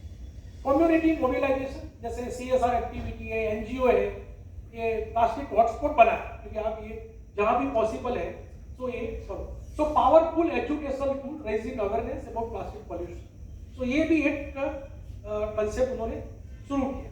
नमामि गंगे मैंने बताया कि भाई ये 2014 में पहले भी था, राजीव गांधी के जमाने में भी था, वहां भी काम हुआ था। बट क्या है कि पॉपुलेशन इतना है, रिलीजियस इतना है, तो ये कंटिन्यूस चलता रहता है, तो उसको थोड़ा स्ट्रेंथनिंग किया। Namami represent India most ambitious river clean up programme में तो सीवेज का इशू था, कानपुर का जितना भी टेनरिस वाला एफ्लुएंट था अभी वो कंट्रोल कर रहा है 100%, आज के दिन में भी नहीं कर रहा। देन बजट उसका रखा $3 बिलियन, अब अनुमान कीजिए, और इंटरनेशनल कोऑपरेशन भी मांगा, एंड 500 मिलियन पीपल उसके ऊपर डिपेंडेंट है गंगा के। तो ये पूरा comprehensive approach, multi ministerial coordination, 5 different state, Bihar, Paschim Bangal, UP, Delhi, ये सबको मिल के उन्होंने ये अभियान उन्होंने छेड़ा है। उन्होंने स्टीमर लगाया कि भाई ऐसा प्लास्टिक आता है, आपने देखा होगा वीडियो में, पूरा खींच के लाता है स्टीमर। देन वेस्ट ट्रैप लगाया ड्रेनेज के ऊपर कि अंदर प्लास्टिक जाना ही नहीं चाहिए। देन प्लास्टिक फ्री जोन बना, मंदिरों था, उन्होंने कुछ समझाया कि भाई आप भगवान के नाम पे इसमें प्लास्टिक मत करें। देन अल्टरनेटिव, कोई अल्टरनेटिव भी देना पड़ेगा, तो वेस्ट हीटर था, उनको भी कुछ उन्होंने काम दिया, और भी साइंटिफिक। सो सबसे बेस्ट एग्जांपल है चेन्नई का, ये जो आप देख सकते हैं, चेन्नई में आप कोई भी रेस्टोरेंट में जाओ, आपको ऐसा डिश में खाना मिलेगा, वो कोई ऐसा नहीं है, प्लास्टिक नहीं है, दिस इज ऑल अकेले पत्ते से बना, बहुत बड़ा बिजनेस है। देन पुणे में अभी ये शुरू किया है कि भाई ये जो सिंगल यूज प्लास्टिक वाला जो है उसको सेग्रीगेट कर, तो 3500 waste picker who collect, segregate and process plastic waste by receiving social security benefit and stable income, उनको भी कुछ इनकम पूरा और प्रोटेक्टिव सेफ्टी के साथ में ये महाराष्ट्र में उन्होंने शुरू किया है। आज से नहीं, कई टाइम से चल रहा है। इंदौर में आपको पता है कि इंदौर में 5 टाइम क्लीनेस्ट सिटी है, उन्होंने भी integrated plastic waste management system बनाया है, IoT बेस्ड बीन बनाया, बट ये इंडिया में बहुत मुश्किल है, लोग भी उठा के ले जाते हैं। तो ये थोड़ा हमको ये इसीलिए अवेयरनेस बहुत जरूरी है। हमारा जो स्ट्रीट गंदा क्यों लगता है, साफ करके जाता है, बाद में रोड डालता है वहां, तो ये हमको थोड़ा समझना है। आपको मालूम होगा, मैं सुभानपुरा में पहले रहता था, अभी गोत्री रहता हूँ, पहले बहुत पीठ ढूंढते थे, मैं आई एम टॉकिंग अबाउट 89-90, आज एक भी पीठ नहीं है। पहले वो डिवाइडर के ऊपर ही कचरा डाल देते थे, वो दाल चावल सब्जी बचा वही डालते। आज लोगों में अवेयरनेस आया है, 10 साल लगा, 10 साल में अवेयरनेस आया। Now there is no pits in our city, हो सकता है आउटस्कर्ट में होगा, बट हमारे सिटी में यहाँ तो नहीं। तो ये एक हमारे लिए तो ये लेवल बनेगा, IoT लेवल बनेगा, GPS सिस्टम बनाएगा, सेंट्रलाइज मॉनिटरिंग, कंट्रोल रूम में बैठ के आपको करना पूरा, तो ये एक अच्छा है। इवन ये तो मैंने सुना है कि मुख्यमंत्री हर डिस्ट्रिक्ट का एक डैशबोर्ड में देखता है कि क्या क्या एक्टिविटी हो रहा है, गुड साइन। हर जगह पे आदमी दौड़ नहीं पाएगा, तो जहां वीक पॉइंट हो रहा है उसके ऊपर वो अटैक करें। So technology, this is very important. Plastic use होता है रोड में, LNT ने काम किया है, बहुत अच्छा काम किया है, 33,000 किलोमीटर रोड उसमें ये प्लास्टिक यूज, आप सोचिए, this is very good sign, और बहुत स्ट्रेंथनिंग रहता है। Live example, 11 state implemented and 10 tonne पर किलोमीटर प्लास्टिक इसमें जाता है, there is certain process, but ये एक अच्छा काम उन्होंने शुरू किया है कि भाई कैसे उसको प्रॉब्लम को सॉल्व किया है। What is the role of judicial?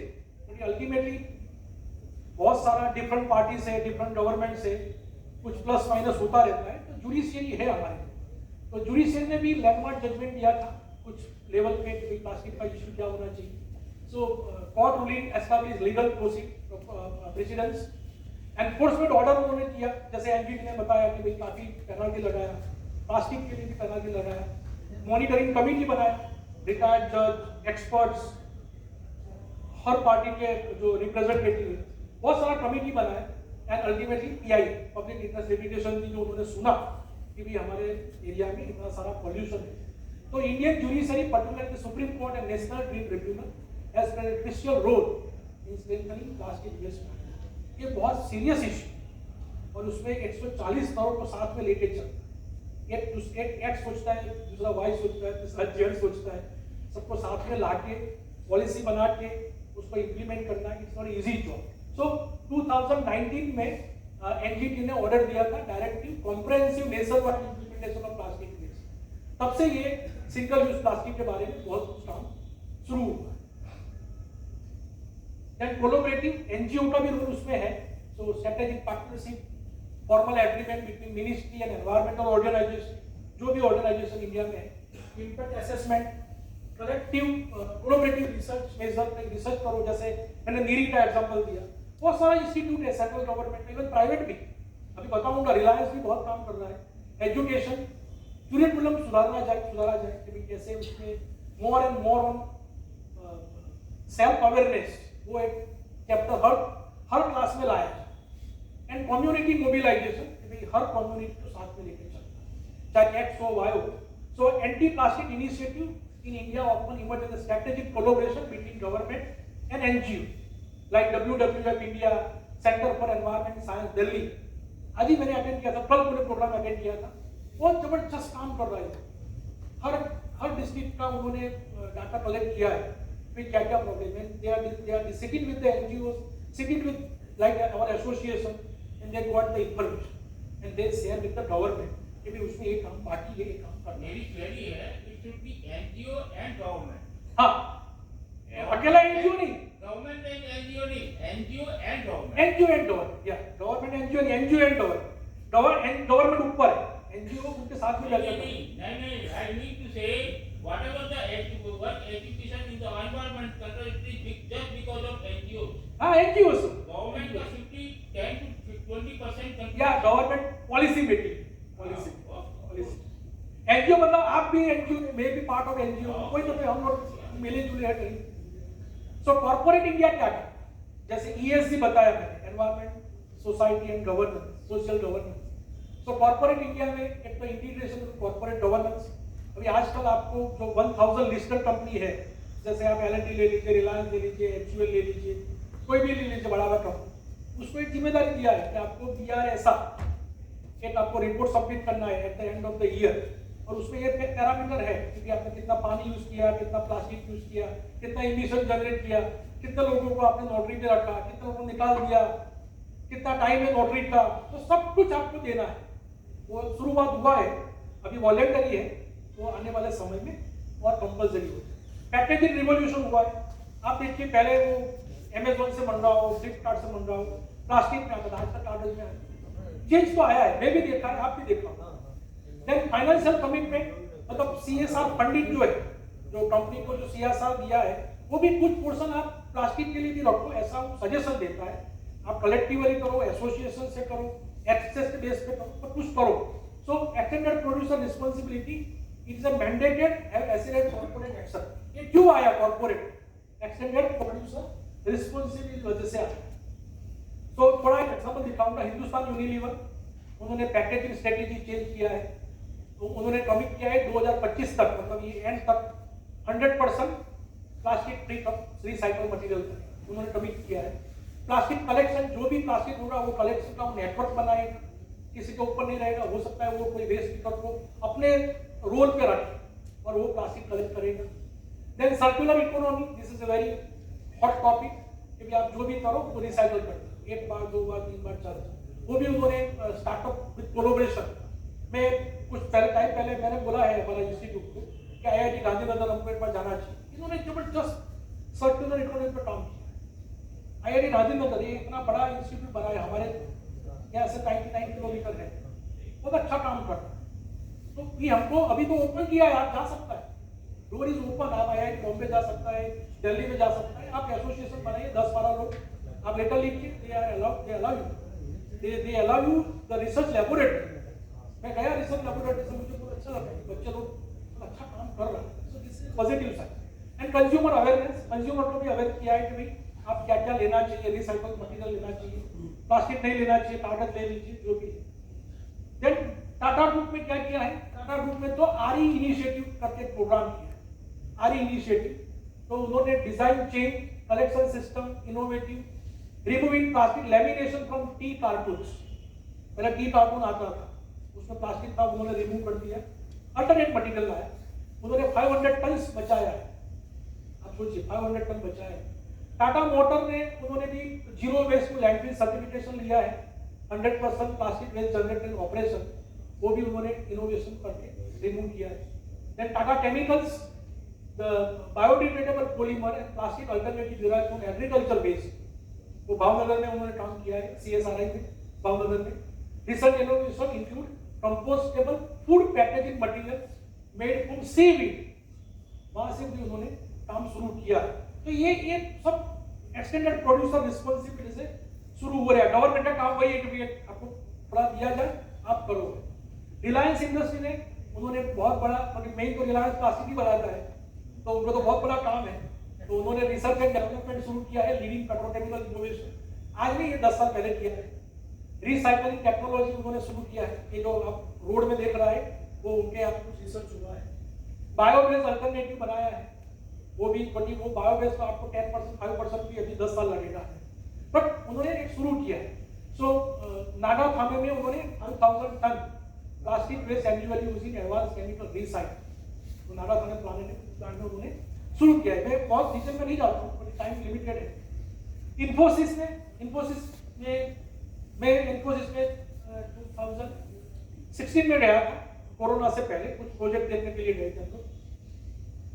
उसका कैंटीन में जब हम गए, कैंटीन में 1000 लोग बैठे और इतना अच्छा खाना आराम से आप ले लीजिए, लाइन में खड़े रहिए, आराम से बैठे। हम उसी टाइम गए थे, लंच टाइम में, नारायण मूर्ति साहब से भी मिले थे। हम गए थे रिसाइकलिंग ऑफ सीवेज, क्योंकि बेंगलोर में पानी नहीं है, आपको मालूम होगा बेंगलोर में पानी का बहुत बड़ा इश्यू, तो वो 100% रिसाइकल कर। हम देखने गए थे, हम 4-5 डायरेक्टर गए थे कि हाउ दे रिसाइकल, और हम उसी के ऊपर खाना खाए। वो सीवेज ट्रीटमेंट प्लांट था, एक भी वो बदबू नहीं आता, और बताया कि 100% हम रिसाइकल करके। बट वहाँ पानी कहाँ यूज होता है, एसी में यूज होता है। उनका मैक्सिमम जो आईटी कंपनी में मैक्सिमम यूज होता है। तो प्लास्टिक फ्री ऑपरेशन हमने उस टाइम भी देखा, 60 की बात। उसके बाद हम लोग गए थे टोयोटो मॉडल में मंगलुरु, वहां भी उन्होंने जीरो डिस्चार्ज रखा है। कार मैन्युफैक्चरिंग कंपनी दुनिया भर का कलर यूज करता है, दुनिया भर का पिगमेंट यूज करता है, जीरो डिस्चार्ज। बट वहां भी पानी नहीं है, मैंग्रोव में भी 100% रिसाइकल। आप अनुमान नहीं करें, इतना बड़ा प्लांट 3-4 हजार आदमी काम करता है, जीरो। और खाने का जो फूड वेस्ट जो है, मैंने साहब को बताया था, फूड वेस्ट इज बायोगैस बनाता है। मैंने जो ABS में लगाया था, 99 में लगाया था, 200 kg का बायोगैस का, आज भी चल रहा है, आज भी वो गैस सिलेंडर जनरेट होता है। सोसाइटी में भी लगाना चाहिए। अगर मान लो 80-90 बंगलो है, बट हमारे यहाँ तो अभी तो खाने वाला लेने नहीं आती थी, पहले भिखारी आती थी लेने के लिए, अभी ये सब तो बंद हो गया। हम तो क्या करता है, सीधा पकेट में सुबह आके ले जाएगा। तो अगर बच्चा है कोई सोसाइटी में ऐसा इनिशिएटिव लेके बायोगैस प्लांट बना सकते, ये Sardar Patel renewable research institute आपको फ्री में एडवाइस देता है। स्प्रेरिंग जो विद्यानगर में मुफ्त में सलाह देता है, आराम से आप एक बायोगैस लगा सकते हैं। और भारत सरकार का विजन है घर घर बायोगैस, तो आपका वो कम। आप हंसेंगे, मैं कल रिपोर्ट पढ़ रहा था तो मैं मेरी डॉटर को बोल रहा था, मानना पड़ेगा इंडिया तो से काऊ डंग 2500 करोड़ का काऊ डंग हमने सऊदी अरेबिया को भेजा। सऊदी अरेबिया उसे क्या बनाता है मालूम है, खजूर बनाता है, जो खजूर हम खाते हैं। स्टीमर भर के जाता है। मैंने सुना था पहले, बहुत पहले सुना था, मगर कल रिपोर्ट पढ़ा, कल या परसों का टाइम्स ऑफ इंडिया, 2500 करोड़ रुपया का गोबर। अब सोचिए, हम गोबर से ऐसा करते, मतलब वो गोबर से खेती करते। तो प्लास्टिक फ्री ऑपरेशन शुरू किया, डिजिटल सॉल्यूशन बनाया उन्होंने हर प्लेटफॉर्म पे कि भाई कैसे एनालिसिस किया जाए, data analytics. Then employ engage किया, उसका 2,80,000 वर्कफोर्स है, उसको वॉलेंटरी गाइडलाइंस दिया कि भाई आप ये काम करो। तो उसमें कभी कभी समुद्र में, चेन्नई में समुद्र नजदीक में है, बेंगलोर में भी थोड़ा आगे ही है, तो रिवर है, पॉन्ड है, आप क्लीनिंग करो। तो उन्होंने एनकरेज किया। सो 100 टन प्लास्टिक उन्होंने पब्लिक स्पेस से रिमूव, 100 टन। तो ये एक मोमेंटम अच्छा है कि हम भी कुछ करते हैं, कॉर्पोरेट को भी करना चाहिए, not only the cities. Startup भी है, बनियान नेशन हैदराबाद बेस्ड है, जो उन्होंने IoT बेस्ड कलेक्शन प्लेटफॉर्म बनाया, पैटेंटेड पॉलीमर रिसाइकलिंग प्रोसेस बनाया, 30 मेजर ब्रांड से उन्होंने कोलैबोरेशन किया, एंड उन्होंने वर्ल्ड इकोनॉमिक फोरम से रिकॉग्निशन भी कि हम ये काम कर सकते। लुक्रो प्लास्टिक साइकिल, ये मुंबई बेस्ड कंपनी है, उन्होंने भी जो डिफिकल्ट रिसाइकल मटेरियल है उन्होंने ऊपर रिसर्च किया। सर्कुलर इकोनॉमी, 100 टन्स पर मंथली वो रिसाइकिल कर। ये सब लाइव एग्जांपल इंडिया का। आप गूगल में जाके देखेंगे तो आराम से ये सब मिनिस्ट्री का वेबसाइट में भी है। Then CII confederation of Indian industry और इंडियन टोबैको कंपनी, ये दोनों ने साथ में मिलकर बहुत अच्छा काम किया है। 6500 मेंबर्स जो है उनको गाइडेंस दिया कि भाई प्लास्टिक रिडक्शन के ऊपर काम करो, रेगुलेशन जो है उसके ऊपर थोड़ा सोचो। देन टेक्निकल गाइडलाइंस, मैं भी कमिटी में मेंबर हूँ तो हम भी कभी जाते टेक्निकल गाइडलाइंस देते हैं एंड वो रिकॉग्निशन करता है कि आपने काम किया, तो दूसरा इंडस्ट्री एनकरेज होता है कि भाई ये तो एक्स इंडस्ट्री ने किया तो वाई इंडस्ट्री क्यों नहीं करता, and they give certain certificate, वो आपको BSR रिपोर्ट में भी काम लगता है कि भाई हमने एंगेजमेंट किया है लोकल कम्युनिटी के साथ। तो ये ITC कंपनी के साथ उन्होंने ITC फंड देता है, CII ऑर्गेनाइज करता है और हमारे जैसे लोग जाके उसको गाइडेंस देता है। Amazon एंड फ्लिपकार्ट जो मैंने बताया, तो Amazon एंड फ्लिपकार्ट में भी देखिए उन्होंने पेपर कैप रिप्लेसमेंट 85% कर दिया है। ये फिगर है दिसंबर 2023 का। देन बबल रैप, अभी देखो बबल रैप कुछ में आता है कुछ में नहीं आता है, मतलब मेरे ख्याल से Amazon में आता है, फ्लिपकार्ट में नहीं आता, ऐसा मेरा अनुमान है। Amazon में भी अभी आता है, क्योंकि मैं कुछ मंगाया था बीच में आता है। पैकेजिंग साइड उन्होंने थोड़ा चेंज किया है, पहले बड़ा बड़ा प्लास्टिक का बर्तन देता था, अभी छोटा छोटा उन्होंने कर दिया है। पॉलीपेलीपैक एलिमिनेशन किया है एंड एयर पिलो रिप्लेस किया है कुछ जगह को, 75% बता रहे। ये ओवरऑल सिचुएशन बता रहे, हम बड़ोड़ा में छोटा है बट ये ओवरऑल जो उनका सिचुएशन वो दिखा रहा है। FMCG जो है फास्ट मूविंग कंज्यूमर गुड में भी उन्होंने पेप्सिको है, वैसे तो ये पेप्सिको और कोको कोला तो बहुत फेमस है प्लास्टिक के लिए, मतलब उनको भी बोला गया है कि भाई आप कैसे PET बॉटल जो है वो लोकल वेस्ट पिकर जो है उन्होंने इनिशिएट किया है कि भाई आप ले आओ। 300 waste collector while recovering thousands of tonne plastic annually from 13 state, अलग अलग स्टेट में उन्होंने बनाया, आप ले आइए and they recycle. Coca cola ने भी ऐसा किया है, PET बॉटल्स जो है उन्होंने ले लिया है। डाबर इंडिया, जो डाबर का मध का, अभी तो मध पहले प्लास्टिक अभी कांच में आता, वो अच्छा है, उन्होंने चेंज को किया है। सो 100% पोस्ट कंज्यूमर रिसाइकल मटेरियल वो 27 स्टेट से लेते हैं। तो ये लोगों ने भी, क्योंकि ये डेली आइटम है, हम डेली यूज करने वाले हैं। IOCL ने बहुत काम, इंडियन ऑयल ने उन्होंने पेट्रोकेमिकल लीडरशिप में मिनिस्ट्री ऑफ पेट्रोलियम के साथ में ये काम उन्होंने किया है।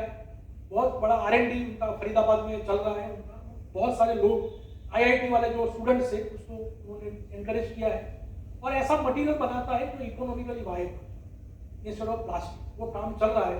हो सकता है कि उन्होंने नाम भी दिया है परिवर्तन, plastic to alternative raw material initiative for value added and trending application. तो अलग अलग प्रोडक्ट में हम यूज कर सके। हो सकता है अभी 5-6 साल लगेगा, मतलब काम चल रहा है। वेस्ट मैनेजमेंट कंपनी है जो मैंने बताया, रैमकी नाम सुना होगा आपने। रैमकी का मेरे ख्याल से हर मेट्रो में है, अहमदाबाद में है, बॉम्बे में, हैदराबाद बेस्ड कंपनी है, दिल्ली में है। वो वेस्ट टू एनर्जी प्लांट लगाते हैं, वेस्ट से आप एनर्जी पैदा करिए। बहुत सारा इश्यू है उसमें, पर काम कर रहा है। उसको बहुत काम बाहर बहुत होता है, कुवैत में, सऊदी अरेबिया में, बहरीन में बहुत बड़ा आदमी बन गया, बहुत बड़ा आदमी बन गया। तो 30,000 टन म्यूनिसिपल वेस्ट वो डेली रिसाइकल, 30,000 मैट्रिक टन आप अनुमान लगा सकते। एडवांस उन पर टेक्नोलॉजी है और 40 सिटी साथ उन्होंने पार्टनरशिप किया है। बड़ोड़ा में कुछ बात चल रहा था, मतलब फाइनलाइज नहीं हुआ था। फिर दूसरा है एटर्नो रिसाइकलिंग, वो इलेक्ट्रॉनिक वेस्ट को करता है। तो इलेक्ट्रॉनिक वेस्ट, ये company basically supported by south Korea, technology वहां से आया है। तो वो भी हैदराबाद बेस्ड कंपनी है। उन्होंने भी recovery high value engineering plastic जो ABS है, पॉलीप्रोपिलीन है, एंड वो जीरो लैंडफिल अप्रोच रखा है। वो भी 23 सिटीज में और स्टेट में वो इंडिया में वो काम कर रहे हैं। कुछ जगह पर तो सक्सेस भी हो गया। सो मैं इसमें ज़्यादा नहीं जाऊँगा, ये एक्सटेंडेड प्रोड्यूसर रिस्पॉन्सिबिलिटी का बात किया, इसकी वजह से ये सब काम हुआ है कि ये गवर्नमेंट ने जो पॉलिसी बनाया कि भाई आपको ये रिकवर करना है, आपको मिनिमाइज करना है, आपको ऑप्टिमाइज करना है, कैसे करें वो आपकी जिम्मेदारी, वो उन्होंने वो बोला है। देन ये जो फेडरेशन है, जैसे FICCI है, फेडरेशन ऑफ गुजरात इंडस्ट्री है, CII है, उन्होंने भी एनकरेज करना शुरू किया कि आप पैकिंग मटेरियल बदलो, प्लास्टिक नहीं होगा तो हम आपको अवार्ड दें। तो ये भी शुरू हुआ है। अब आप बहुत सामान देख सकते हैं कि पहले जो प्लास्टिक में आता था वो अभी धीरे धीरे बंद हो रहा है। कैसे बंद होगा वो आने वाला समय में हम भी एहसास करेंगे। नेट जनरेशन को देखेगा, बट ये सब अभी हमारे सामने ही है। देन एनजीओ का रोल भी बहुत बड़ा है, तो उसमें 2-3 एनजीओ जो है मैंने लिखा है उसमें हरिसा दाला, ये ड्रीम फोर्स है, बेंगलुरु बेस है, वो 10,000 वेस्ट स्पीकर जो वेस्ट उठाता है, फॉर्मल कोऑपरेटिव सोसाइटी बनाया, 80 टन प्लास्टिक डेली वो पिक करता है विथ ऑल सेफ्टी प्रिकॉशन, उसको भी इंश्योरेंस दिया है, उसको भी बीमार ना हो हैंडल करते समय, वो सब उन्होंने, मैं तो खाली ऊपर सेंटेंस लिखा है, मतलब उसका पूरा स्टोरी है। देन साहस जीरो वेस्ट, वो भी 6 स्टेट में काम कर रहा है, महाराष्ट्र में खास काम कर रहा है, तो वो भी 200 कॉर्पोरेट क्लाइंट से सपोर्ट फंड लेता है और ट्रांसपेरेंट वे में काम करता है कि कंडक्ट डिटेल प्लास्टिक ऑडिट करता है, आपका कंपनी में आएगा, इंजीनियर लेकर भी कितना प्लास्टिक यूज होता है, एंड देन 90% कॉर्पोरेट को समझाया जाता है कि भाई आप उसको मिनिमाइज करो। चिंतन फाउंडेशन है, दिल्ली बेस है, ये जनरली लीगल ऊपर जाता है, लीगल एडवोकेसी पर काम करता है कि भी उसमें कैसे वेस्ट स्पीकर को प्रॉब्लम नहीं आना चाहिए, उसका हेल्थ को इश्यू नहीं आना चाहिए, जो डिस्पोजेबल मटेरियल होना चाहिए, माइक्रोप्लास्टिक जनरेट नहीं होना चाहिए, फूड चेन पे उन्होंने काम अच्छा किया। तो ये भी मैंने बताया कम्युनिटी इनिशिएटिव है, सेल्फ हेल्प ग्रुप है, यूथ एनवायरमेंटल ब्रिगेड है, कम्युनिटी वेस्ट मैनेजमेंट है, ये सब जगह पे आजकल काम शुरू हुआ है।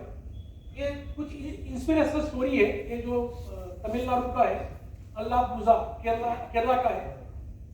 केरला तो वैसे भी केरला थोड़ा एडवांस है एनवायरमेंट, बहुत एडवांस में ऐसा बोलूंगा मैं। So this coastal town comprehensive plastic ban 16 में किया था, डिसेंट्रलाइज्ड वेस्ट मैनेजमेंट सिस्टम है, हाउस होल्ड लेवल सेग्रीगेशन है, communication, composting, material recovery, complete उन्होंने सिस्टम बना के रखा। ये जो फाउंडेशन, दिल्ली में यमुना क्लीनअप का तो इश्यू हर बार हम देख रहे हैं, और अभी ये बात बड़ा सीरियस मैटर आया है, पहले भी हुआ है, अभी सीरियस आया है।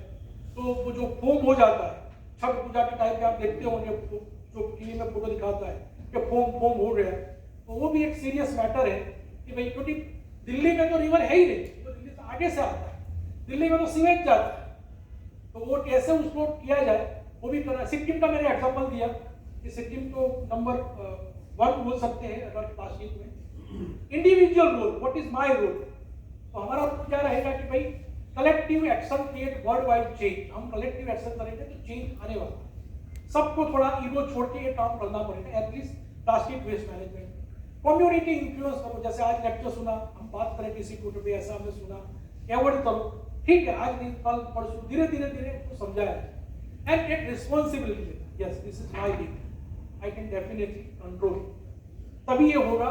बाकी गवर्नमेंट तो पॉलिसी बनाएगा, कॉर्पोरेट इनिशिएटिव भी लेगा, बट जब इंडिविजुअल आएगा तब हमको एक थोड़ा सोचना।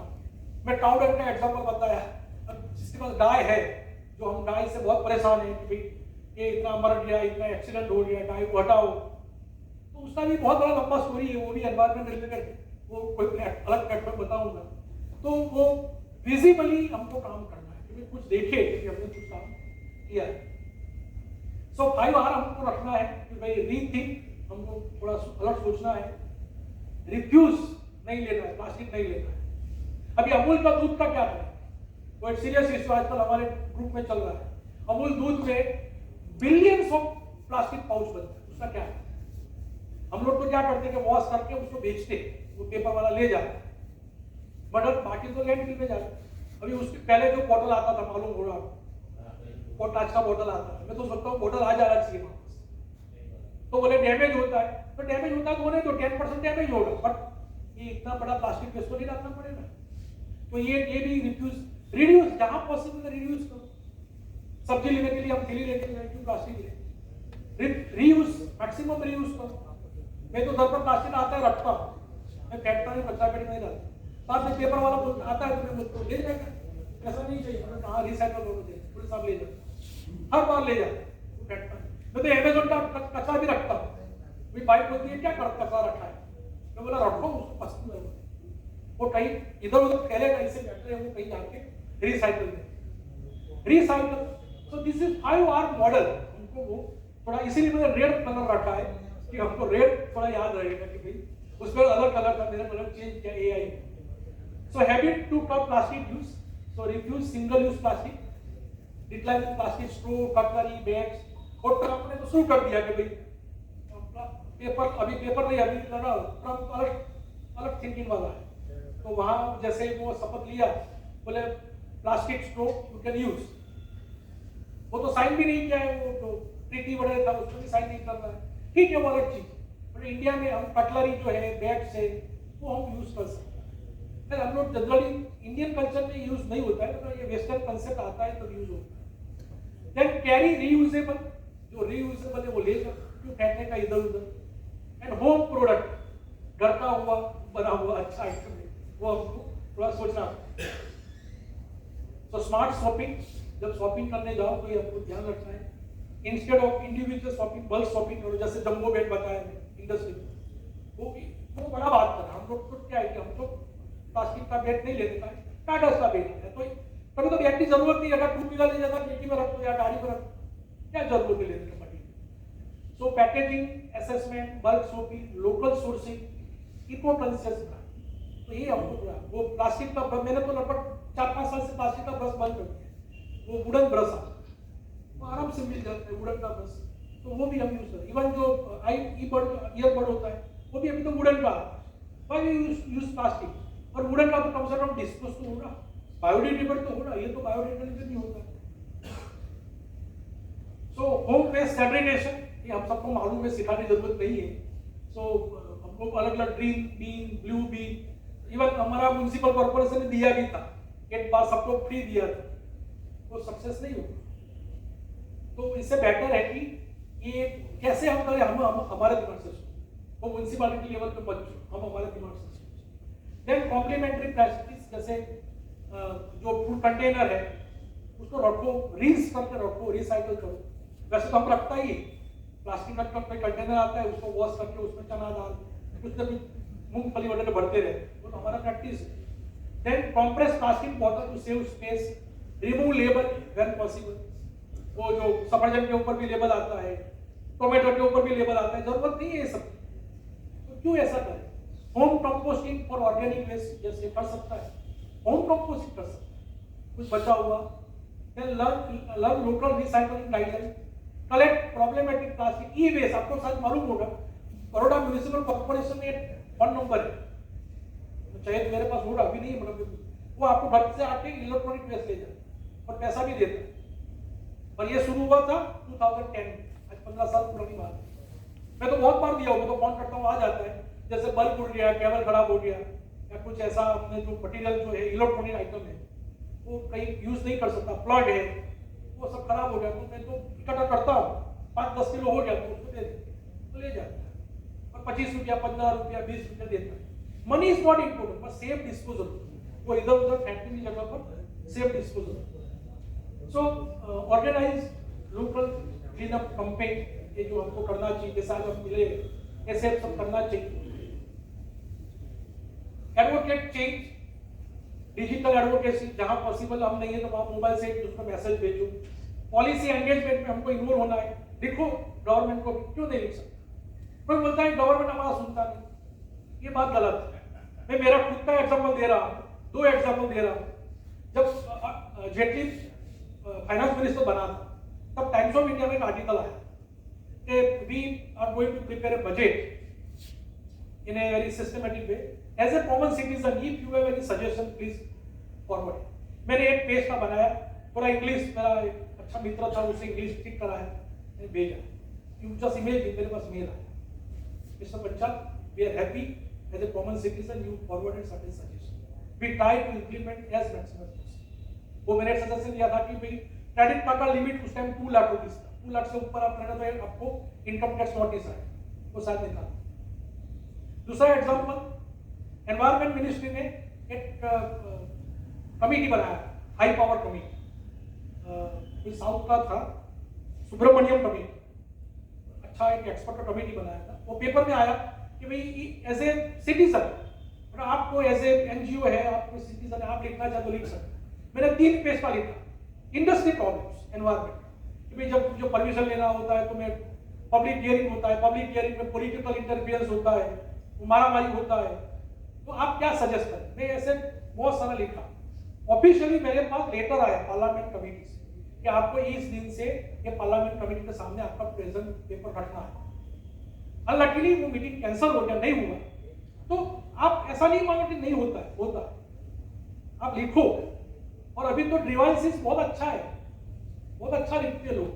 जाता है प्रधानमंत्री के पास, प्रधानमंत्री बोलता है कि जवाबदेही बनना चाहिए। तो लोग बोलता है नहीं सुनता है, ऐसा नहीं है, सुनता है। अगर आप सिस्टमेटिक एज ए अच्छी डालाडाली नहीं की, अच्छी लैंग्वेज में लिखो as a citizen I am tax paying citizen and I am always paying a tax, ऐसा लिखने का I am always supporting your good cause but I face this problem so please guide me, वो आपको support करता है। Then educate and influence, तो influence ऐसा जो मैंने बताया, स्कूल में, कम्युनिटी में, फैमिली में, एंड इनोवेशन करना है। एवरी डे वी सब जो है, ये प्लास्टिक का बॉटल सा कैसे इनोवेशन किया, ये तो हम खुद कर सकता है। इंडियन वुमेन्स उसमें मास्टर है, सब करते बहुत खुद कर सकता है। तो ये तो कोई इश्यू नहीं है, हम कहीं ना कहीं यूज करते रहते हैं मटीरियल। सो ये डिस्पोजल का बात है कि पीईटी बॉटल है, उसको आप क्लीन करके फ्लश करके रिसाइकल के लिए दे दीजिए, ठीक है। ब्लू बिल लिखा है वो अलग चीज है, आप दे दीजिए उसको। एचजीपी मिल्क जो मैंने बताया, अमूल का पाउच है, उसको भी रिसाइकल बिन में रखिए, मतलब वॉश करके आपको रिंस तो करना है, नहीं तो आपके घर में कोई मच्छर हो जाएगा, कोई कीड़ा हो जाएगा। पीवीसी पाइप है, वो वेस्टर्न कलेक्शन पॉइंट में दे सकता है, आप बंडल में दे सकता है, आराम से ले जाता है। देन एलडीपी प्लास्टिक बैग, वो डेडिकेटेड बैग कलेक्शन पॉइंट में जाएगा। Food container clean thoroughly recycle and मतलब फेंकना है तो उसको बेच सकता है। Foam packaging special collection available and multi layer packaging special collection for pyrolysis, वो सीमेंट मैन्युफैक्चरिंग में जाता है। आप सोचिए ये मटेरियल सीमेंट मैन्युफैक्चरिंग में जाता है। तो आज सब बहुत सारा अल्टरनेटिव है। So power of example, personal consistency, visible leadership, ripple effect, this are the effect of power of example. हम खुद करेंगे तो दूसरा करने के लिए इंडिविजुअल एक्शन से सोशल इफेक्ट है। So we need a global citizen, not a local citizen और लोकल चेंज। सो ग्लोबल का गाइडेंस लेके इंडिविजुअल एक्शन लेना है, डेली कंजम्पशन के ऊपर, वेस्ट मैनेजमेंट के ऊपर। आज इंडिया का वैल्यू आज इतना क्यों है? क्योंकि 140 करोड़ कंजम्पशन करने वाले हैं, इसीलिए अमेरिका भाग रहा है, रशिया भाग रहा है, जर्मनी भाग रहा है, तो सपोर्ट कर रहा है हमको। बट जो चाहिए वो तो हम ही लेने वाले हैं, उनके पास में 20 करोड़ पॉपुलेशन में क्या लेगा, तो वो तो सब कुछ ले चुका है। आज हमारे यहाँ एसी बाकी है, फ्रिज बाकी है, टीवी बाकी है, जो भी घरों में बाकी है। 30 करोड़ घर में टीवी, अभी तो 110 करोड़ में घर में टीवी लाना है, तो वो तो बेचने वाला तो मार्केट इंडिया में। तो ये सब हमको देखना पड़ेगा। बिजनेस ने रिस्पॉन्सिबिलिटी एक्सेप्ट किया है, जैसे बड़ा ऑर्गेनाइजेशन है, बट मिड साइज को भी समझाना है, वो भी हम कर रहे हैं। गवर्नमेंट लीडरशिप ले रहे हैं, और जहां भी गवर्नमेंट को लीडरशिप लेना है वो हम बता भी सकते। So what the last slide, conclusion, leader tomorrow, today. Individual नहीं होगा, हम साथ में चलेंगे तभी होगा। तो वर्ल्ड एनवायरनमेंट डे के सेलिब्रेशन जो है, it is not more than an annual observer, it is made a critical inflection point in our collective approach for plastic pollution. Korea आज कर रहा है, आज शाम को आपको शायद टीवी में आएगा। कलेक्टिव रिस्पॉन्सिबिलिटी है, all stakeholder, government, society, smart policy, business, सबको मिलकर हमको ये रिस्पॉन्सिबिलिटी उठाना पड़ेगा। कंजम्पशन कम करना पड़ेगा एंड रिसाइकलिंग को एनकरेज करना पड़ेगा एंड अल्टीमेटली पर्सनल कमिटमेंट करना। Mahatma Gandhi wisely advise, be the change you want to see in the world. तो दिस इज वेरी, अगर आपको चेंज होना है तो be the change. Each of us hold the power to contribute meaningfully to solving the plastic crisis through consistent choice that different environmental value and inspire other to join. जब देश की बात आया, ब्लैकआउट आया, तो हम सब ने ब्लैकआउट XYZ किया, 80% किया, ठीक है, 20% नहीं माना, 80% क्यों? देश है तो ये कलेक्टिवली हमको देखना है। So this is a unique opportunity आज हमको मिला है to accelerate progress toward plastic-free future by highlighting successive initiatives from India and around the world. We can share practical solutions and build collective will necessary for transformation. So this is from my side. Thank you. Any question?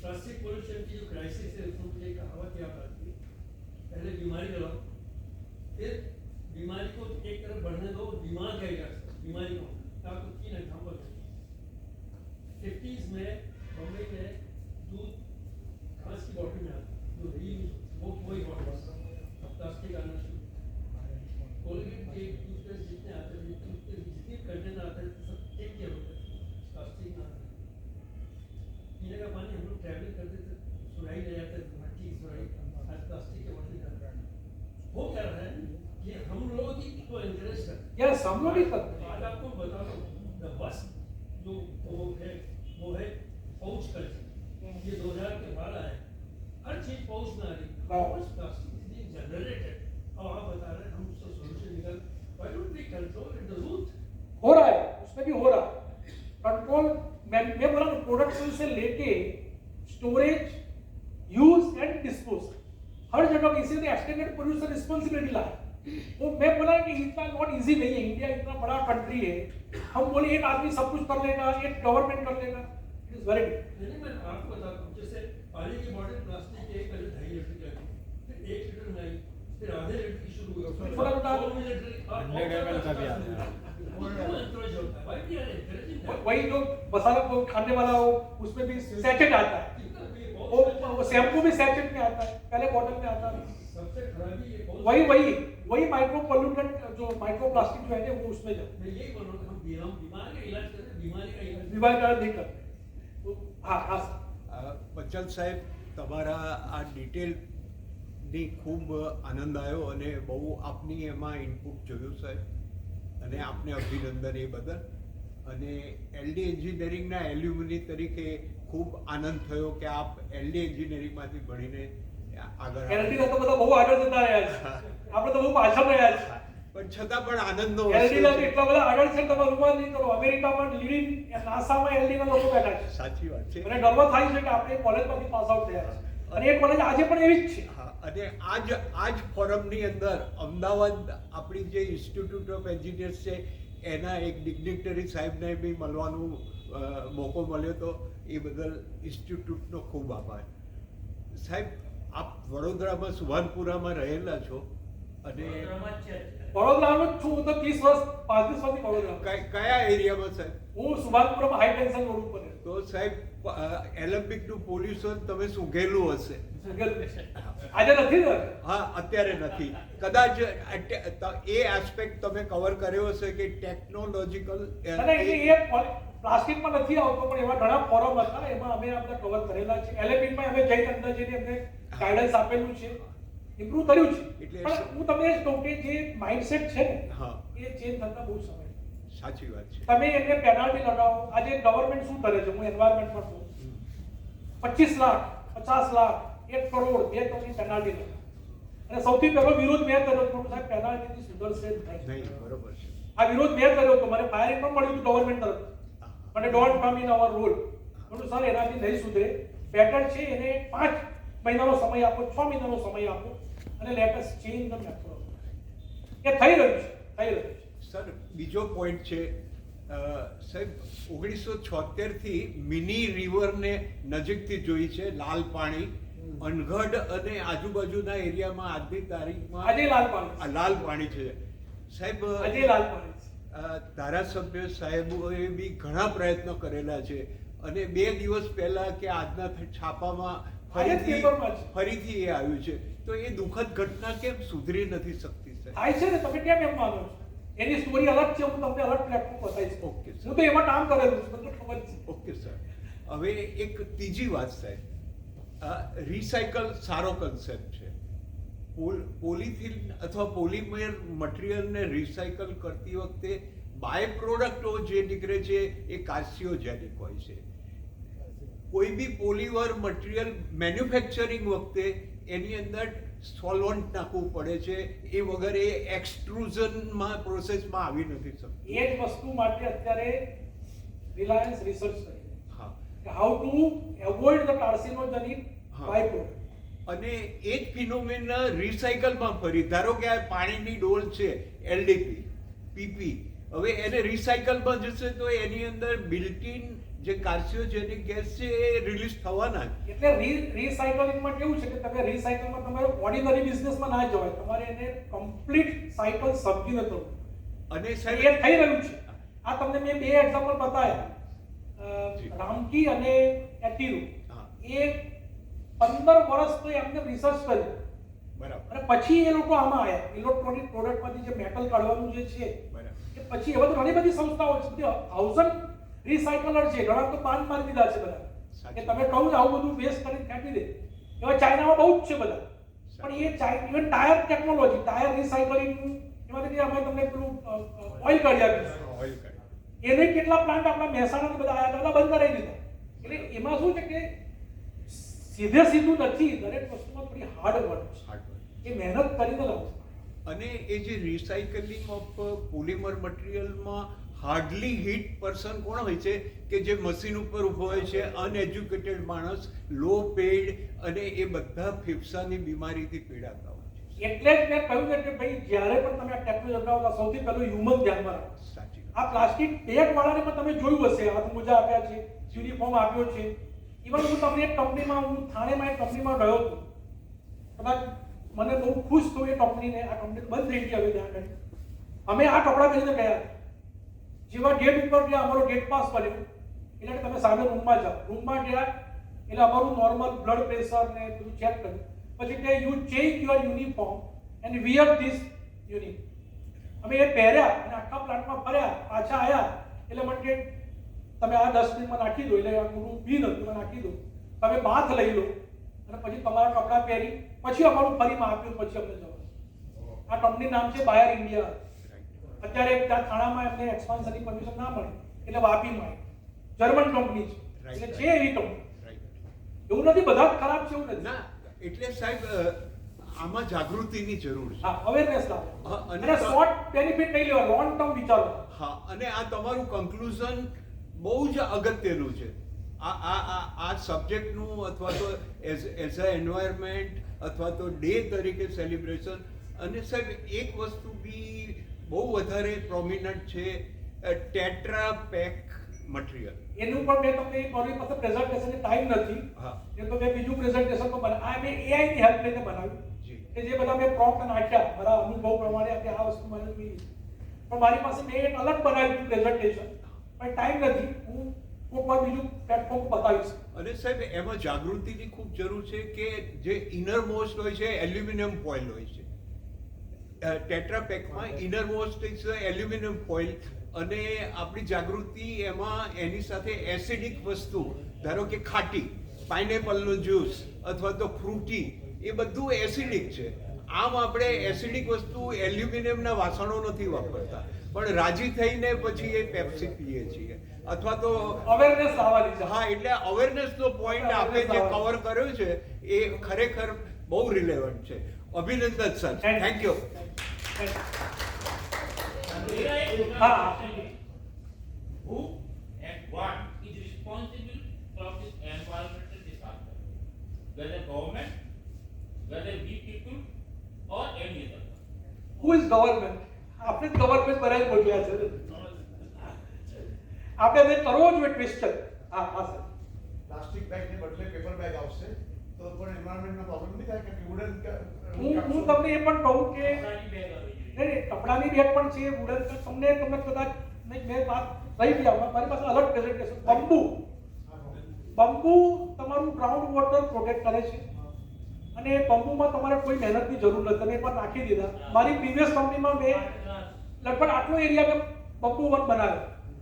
Previous કંપનીમાં 2015-16માં બનાવ્યો હતો. આજે જબરજસ્ત bamboo થઈ ગયું. પાણી શોષી લે પણ ત્યાં પાણી એ ગ્રાઉન્ડ વોટરને પ્રોટેક્ટ કરે છે. યુકેલિપ્સ હોય ને એ શોષી. Eucalyptus is not good for our country. Okay but bamboo આપણે ત્યાં તો જબરજસ્ત છે. અને પેપર તો બંબુમાંથી જ આવ્યું છે. તમે વાપીમાં જાઓ, તમે પેલું વઘઈ તમે નામ સાંભળ્યું હોય, જે બોટાનિકલ ગાર્ડન છે ડાંગ જિલ્લામાં. હું તો ડાંગ જિલ્લામાં, મારા વાઈફ ડાંગ જિલ્લામાં જન્મ્યા હતા એટલે મને બધા ખબર છે. અને જબરજસ્ત છે ત્યાં.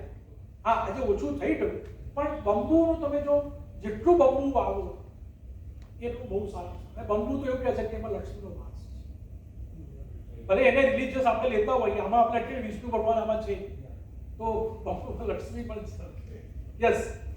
એક પ્લાસ્ટિક કરતાં પણ કન્સ્ટ્રક્શન મટીરિયલનું recycling, construction material recycling is a problem in India. I not say એ કોન્ક્રીટ આરસીસી, જે બ્રિક્સ, મોટર એ બધા જઈને નદીના કિનારે કોઈ એક ખાડો નાખી દે છે, રાઈટ, ટોટલ.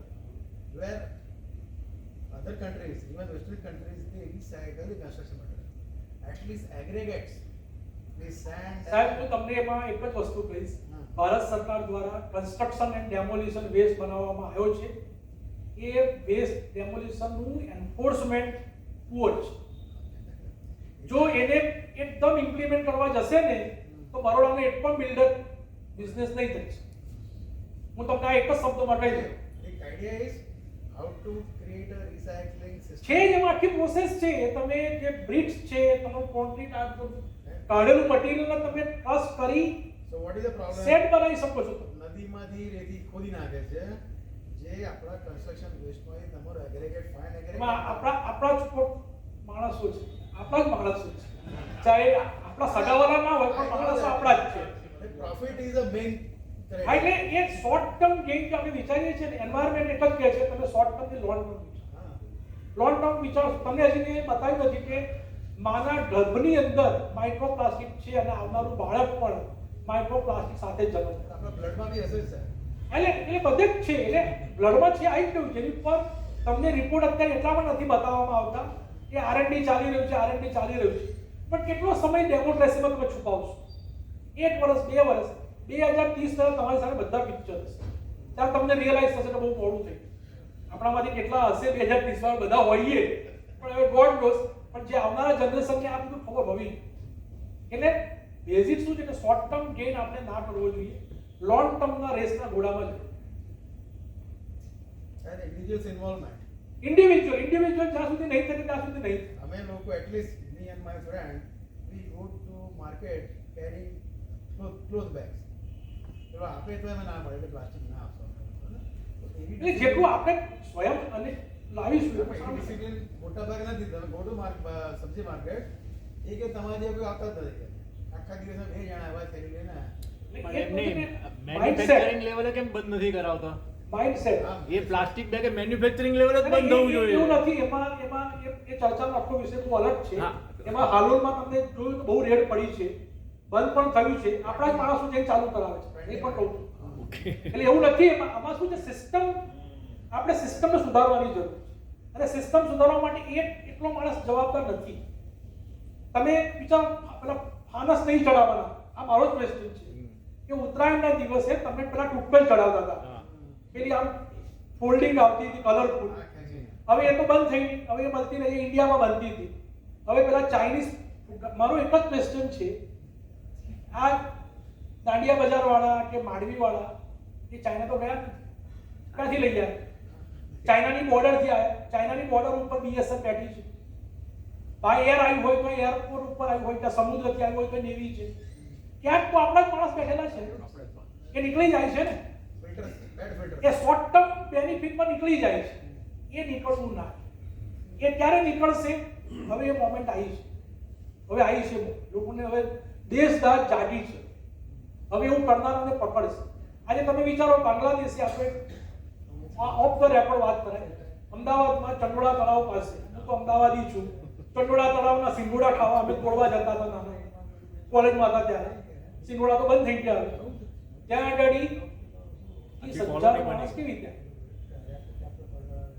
રીતે આવી? સરકાર એક જ છે છેલ્લા 25 વર્ષથી. કેવી રીતે? તમારા મારા જ લોકોએ સપોર્ટ કર્યો. ઠીક છે, જે થયું એ સારું થયું. હવે ચંડોળા તળાવનો વિકાસ થઈને કાંકરિયા જૂથ બનશે. એટલે હું કહું કે સમય લાગે છે થોડાક. આપણે ત્યાં થોડોક સમય લાગે છે, પણ એને સુધરશે. એટલે બી ઓપ્ટિમિસ્ટિક. હું તો બહુ જ ઓપ્ટિમિસ્ટિક થઈને કામ કરું છું. કારણ કે પોલ્યુશનમાં કામ કરવું એટલે તમને બારે, મેં મારી પ્રીવિયસ જોબ કેવી રીતે કરી છે તમે સાંભળશો, તમને આશ્ચર્ય થશે. પ્રેશર એટલું બધું હોય, ઇન્ડસ્ટ્રી ચાલવા દેવાની, પોલ્યુશન કંટ્રોલ કરવાનું, પહેલાં બોલવાનું નહીં, એમ્પ્લોયને કંઈ થવું ના જોઈએ, બધી બાજુથી પ્રેશર. પણ છતાંય અમે માર્ક કાઢીને કામ કરતા. તો 100% સક્સેસ એ જગ્યાએ ના થતા કે ચલો આ જગ્યાએ હમણાં થયા છે, આવતી વખતે પેલામાં. મેં મારા 12 વર્ષના કેરિયરમાં, જે એમડી રહ્યો 12 વર્ષમાં, 250 કરોડ રૂપિયાનું ઇન્વેસ્ટમેન્ટ કર્યું એન્વાયરમેન્ટ, આખા રિજિયન, પાદરા રિજિયન. મારીને તું તમારે આ સિસ્ટમ લગાવવી પડશે. લડાઈ. જે લોકો નતા લગાવતા એમાં આપણા જ લોકો કહેતા કે જરૂર નથી, મહેનત થઈ જશે. અમે અગર કોઈ ના સાહેબ, તમે બીજા 25 વર્ષ ચલવું છે, તમે આજે 10 કરોડ પ્રોફિટ થયો, તમે 100 કરોડ પ્રોફિટ કરવો છે, આ લડાવો છે. તમારી પ્રોડક્ટ આજે બહાર વેચો. અને આજે સરકાર શું કહે છે, તમે કોમ્પિટેટિવ, આજે ટેરિફના જમાનામાં કોમ્પિટેટિવ નહીં બનો તો તમે બધાનું વસ્તુ લઈ કરશો. મોદી સાહેબ બોલ્યા ને કે ગણપતિએ ચાઇનાથી આવે, હા સાહેબ બાબા દશામાની મૂર્તિઓ ચાઇનાથી આવે, કેમ આપણે નથી બનાવી શકતા? પિચકારીઓ. એટલે એ બધું ઓફ ધ રેકોર્ડ છે. Thank you everyone.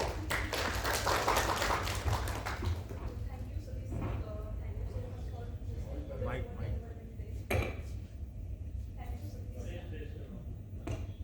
Okay.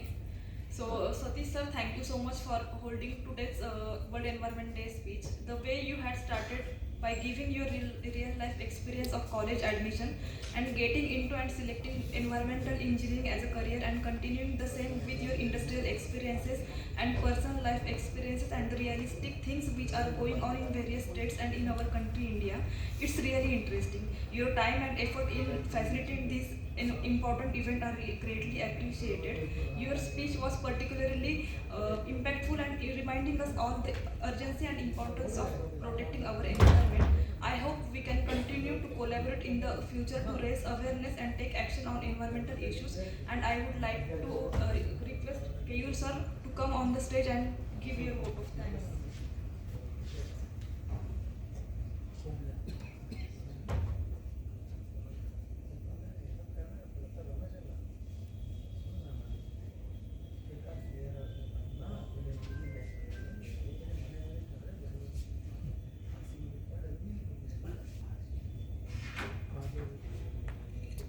Request Dr. Joshi to present a memento to Satish Bhai.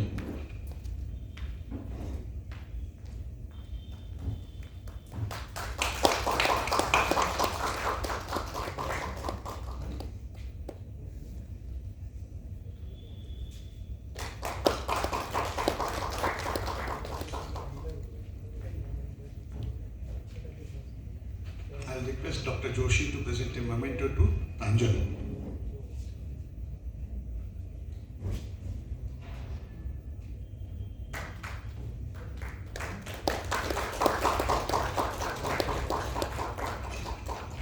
Thank you, Pranjal, for doing a wonderful job today. Thank you. Thank you, everybody on the dais and off the dais. And it was a nice event today. Thank you, Satish Bhai. We all enjoyed. Thank you. Let's proceed for the dinner. Thank you.